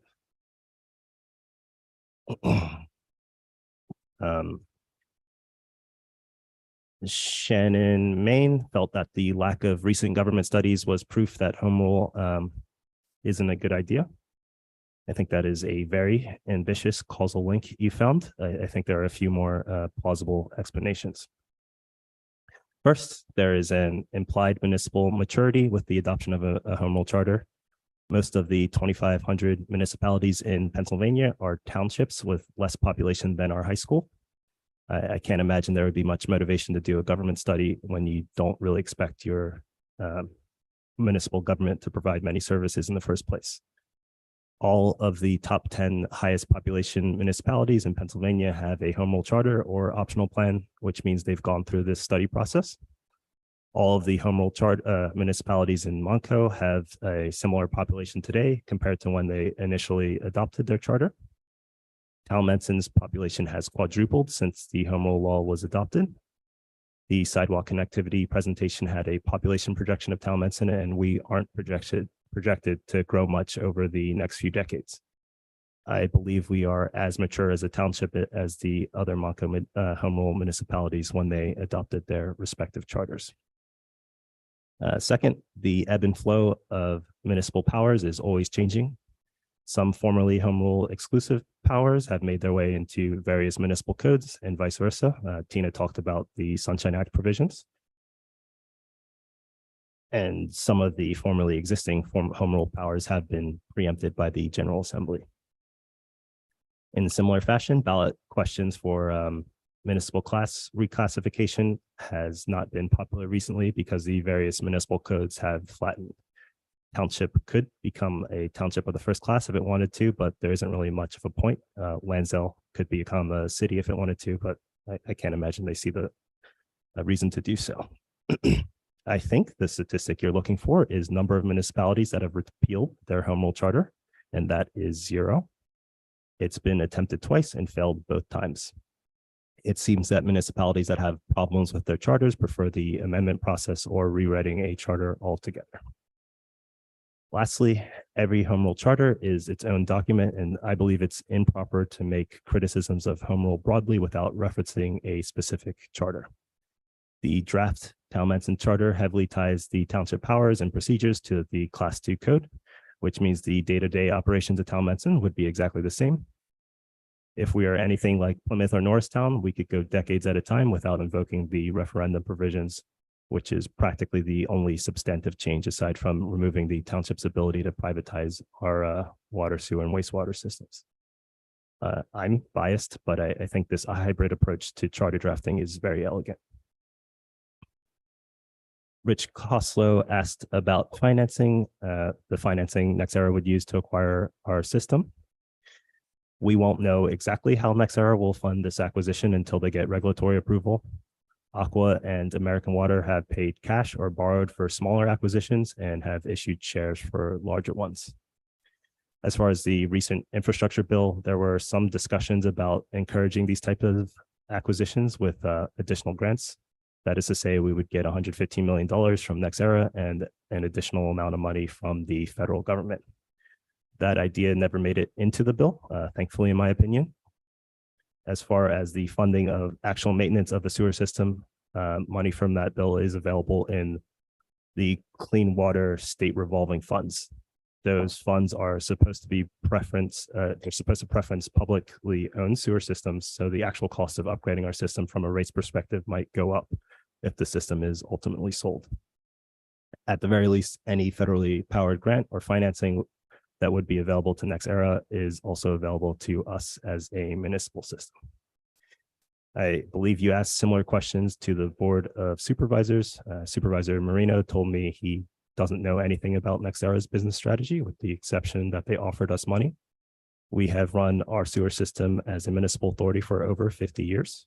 To be clear, this commission is taking the no change position. I think it is incumbent on the supervisors to explain why they chose to radically change our former sewer operation in much greater detail than they did. And I will open the floor to the open public comment period. It is 9 o'clock. So please give one comment if you'd like to comment on anything related to this government study. Go, Joe.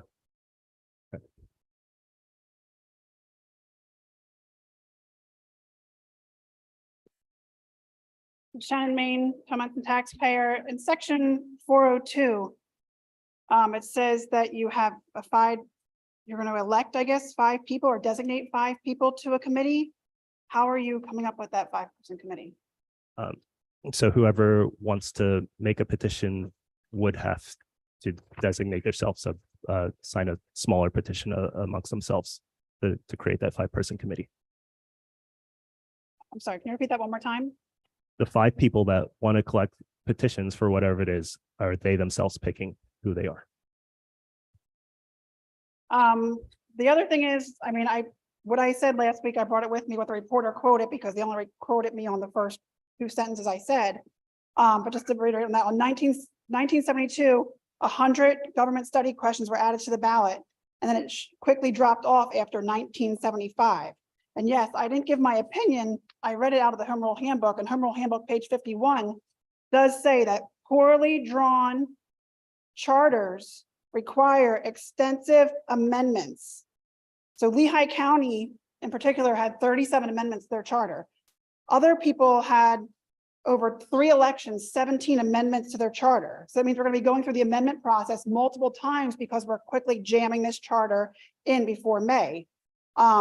So people that took the length of time to complete the home rule study and change a pro and con comparison of class 2 versus what home rule can bring had very little amendments to their charters. So poorly drawn charters required extensive amendments, which I think is what the agenda is here. Quickly get this charter through. We're going to go through the amendment process, quickly file petitions, and get possibly 17 questions on a ballot with 1 public hearing and a 30-day notice. I had people texting me today that still are unclear if we are in home rule. And I'm like, no, there's another vote. People are unclear. And to have 37 amendments or even 17 amendments to a charter that we could look at the pros and cons to now over the extensive amount of time that they allow would be more beneficial to our community and our taxpayers. Thank you. Would anyone else like to give a public comment?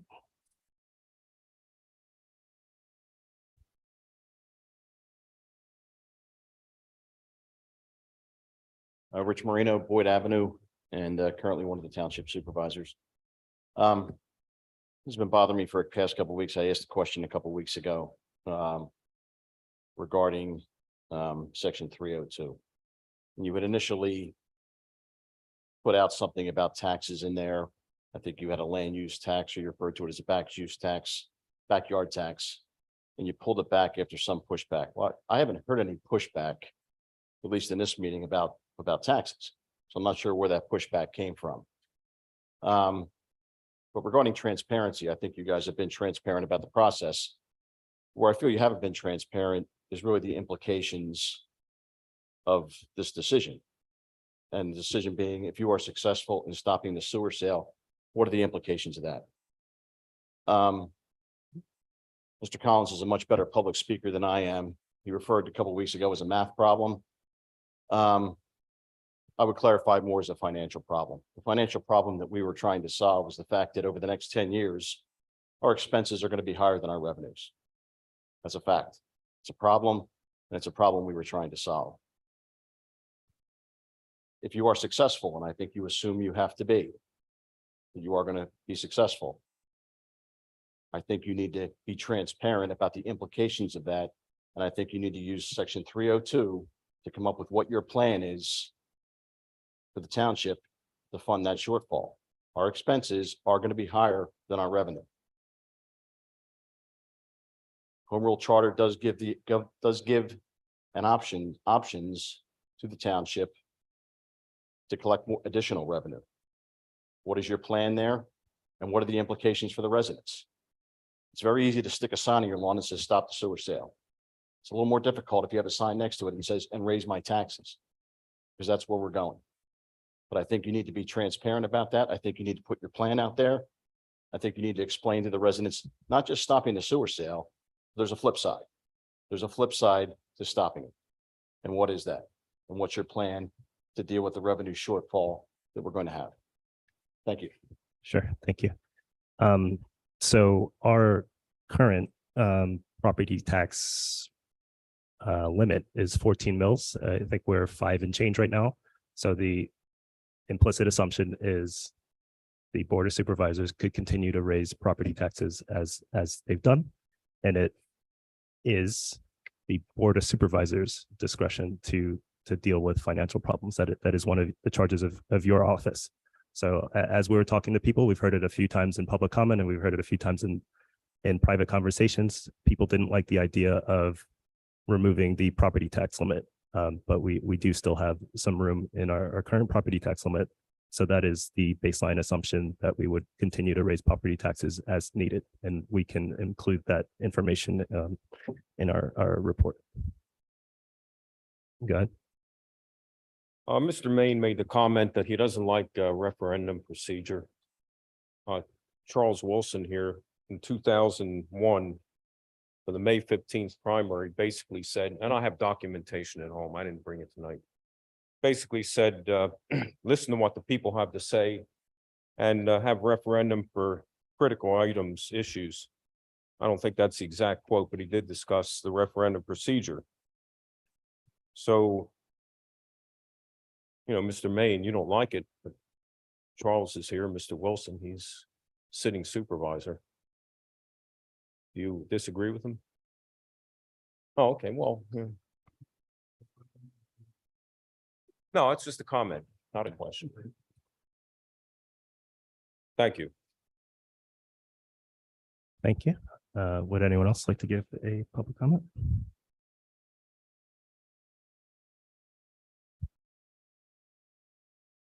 Hi, Vanessa Gaynor again, Towamencin resident. I had a question about the new provision. I think it's 504.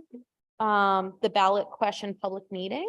It indicates that if there is a ballot question that there is to be like a town hall, a meeting advertised by the township. And during that, the Board of Supervisors may provide an explanation of the ballot questions at the meeting and provide at least 1 hour public comment. If I understand this in the referendum initiative, it can either be started by either a committee of petitioners or the Board of Supervisors. The way that this is written right now is that if there's a committee of petitioners and they send it to the Board of Supervisors, they say, we would like this ordinance, the Board of Supervisors can vote no. And then at that point, it can go out for ballot question. This public meeting, though, does not provide any time for those committee petitioners to present their part of the argument. It only provides for the Board of Supervisors. And I think the intention of this section is to encourage public discourse. And I think that perhaps this could be amended somehow, that if this is a citizen initiated petition, that committee of 5 petitioners would also have equal time or some sort of way to address the citizens so that we can have this sort of public discourse that we're having now.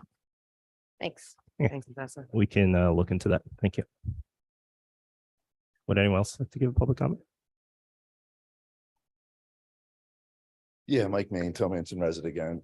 I just want to clarify your answer to Mr. Marino's comments. So you guys are going to draft the charter to block the sewer sale. And you said you're not going to raise the tax cap. However, you're not addressing in the charter or this discussion or the study how to pay for the shortfalls that we know are the township's going to deal with in the years to come very shortly. But you just said that it's up to the Board of Supervisors to then raise the taxes to make up for the money for blocking the sewer sale. No, they can raise taxes to spend on the township like they just raised taxes this year. That's how they do things. We But pay will taxes. they to have spend to on them. pay, raise taxes more because we're not selling the sewer system? That was his question. They have to raise taxes if they have more expensive projects. That's how the township works. So will they have to raise the taxes more? This is part of the study, why we should have experts here testifying and explaining this to everybody. Will they have to raise taxes more if we don't sell the sewer? They're saying yes, you're saying no, or it doesn't matter to you, it's up to them. Can we please have some experts here, unbiased or from both sides, to explain to the residents of the township what the hell's going on. Thank you for your comment. Would anyone else like to give a public comment?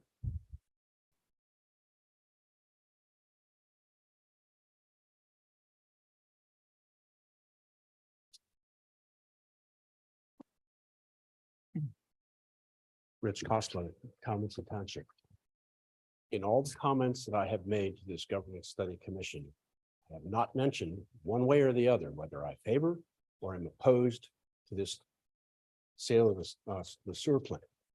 I have been strictly focused on the process that you are obligated. You are not a neighborhood group anymore. You are a government organization and you have responsibilities to generate documents, etc.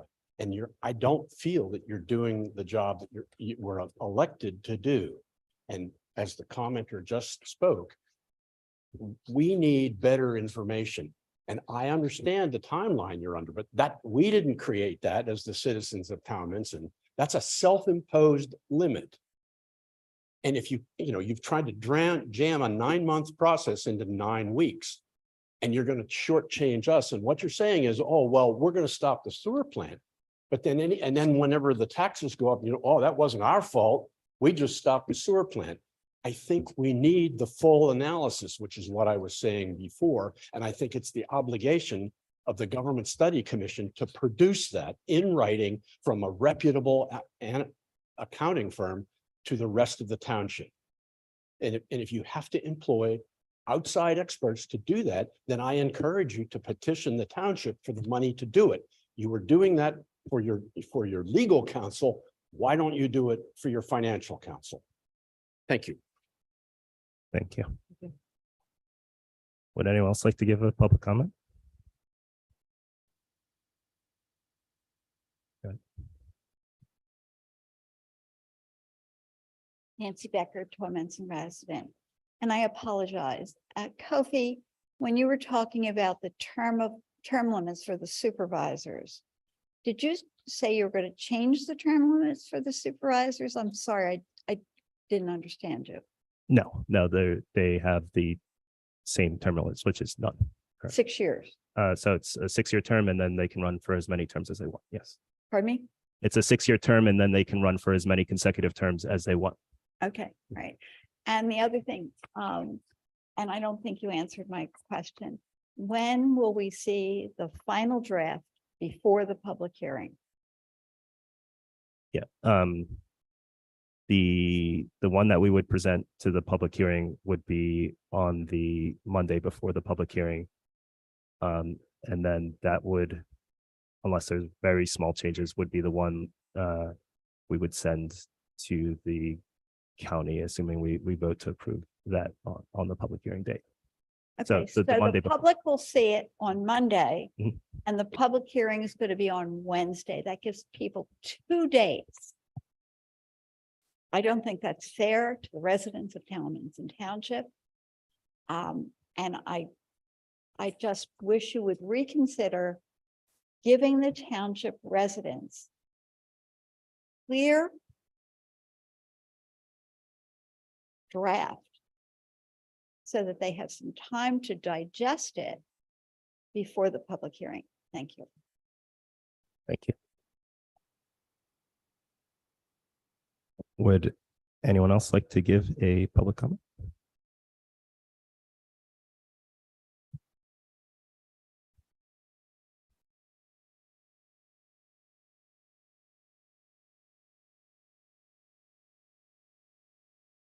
Eleanor Hensel again. I just had a question about when you're collecting in petitions. This is concerning that.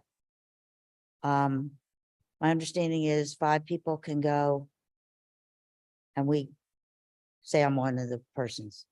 We go door to door to collect the petition.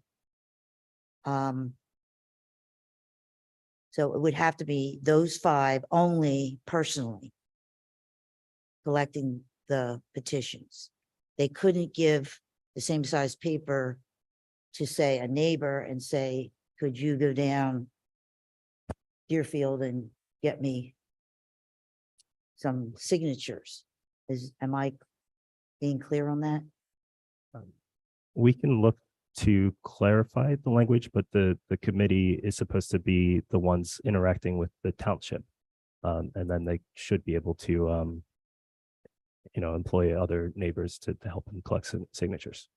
But we can look into the provision to make sure that's how it works. I'm only asking that because, that's in the past where I came from, and I think even here, when I collected signatures, I could give another sheet to another person and say, okay, could you cover maybe, I live on Pheasant Hill, so maybe I'd say, could you do Pheasant Hill Way? Yeah, See what I'm getting at? yeah, sure. And that makes a lot of sense. So we'll look to clarify that for sure. Because it kind of made it sound like only those 5 people could be doing all the collection of signatures. Yeah, If you're in a time squeeze, that's not a good idea. right. Yeah, we'll clarify that. Yes, thank you.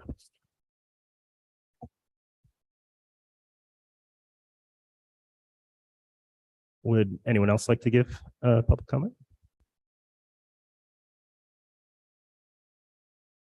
Seeing none, and we did not receive any emailed public comments for this meeting. Would anyone like to motion to adjourn? Motion. All in favor, say aye. Aye. Aye. Meeting is adjourned. That's over.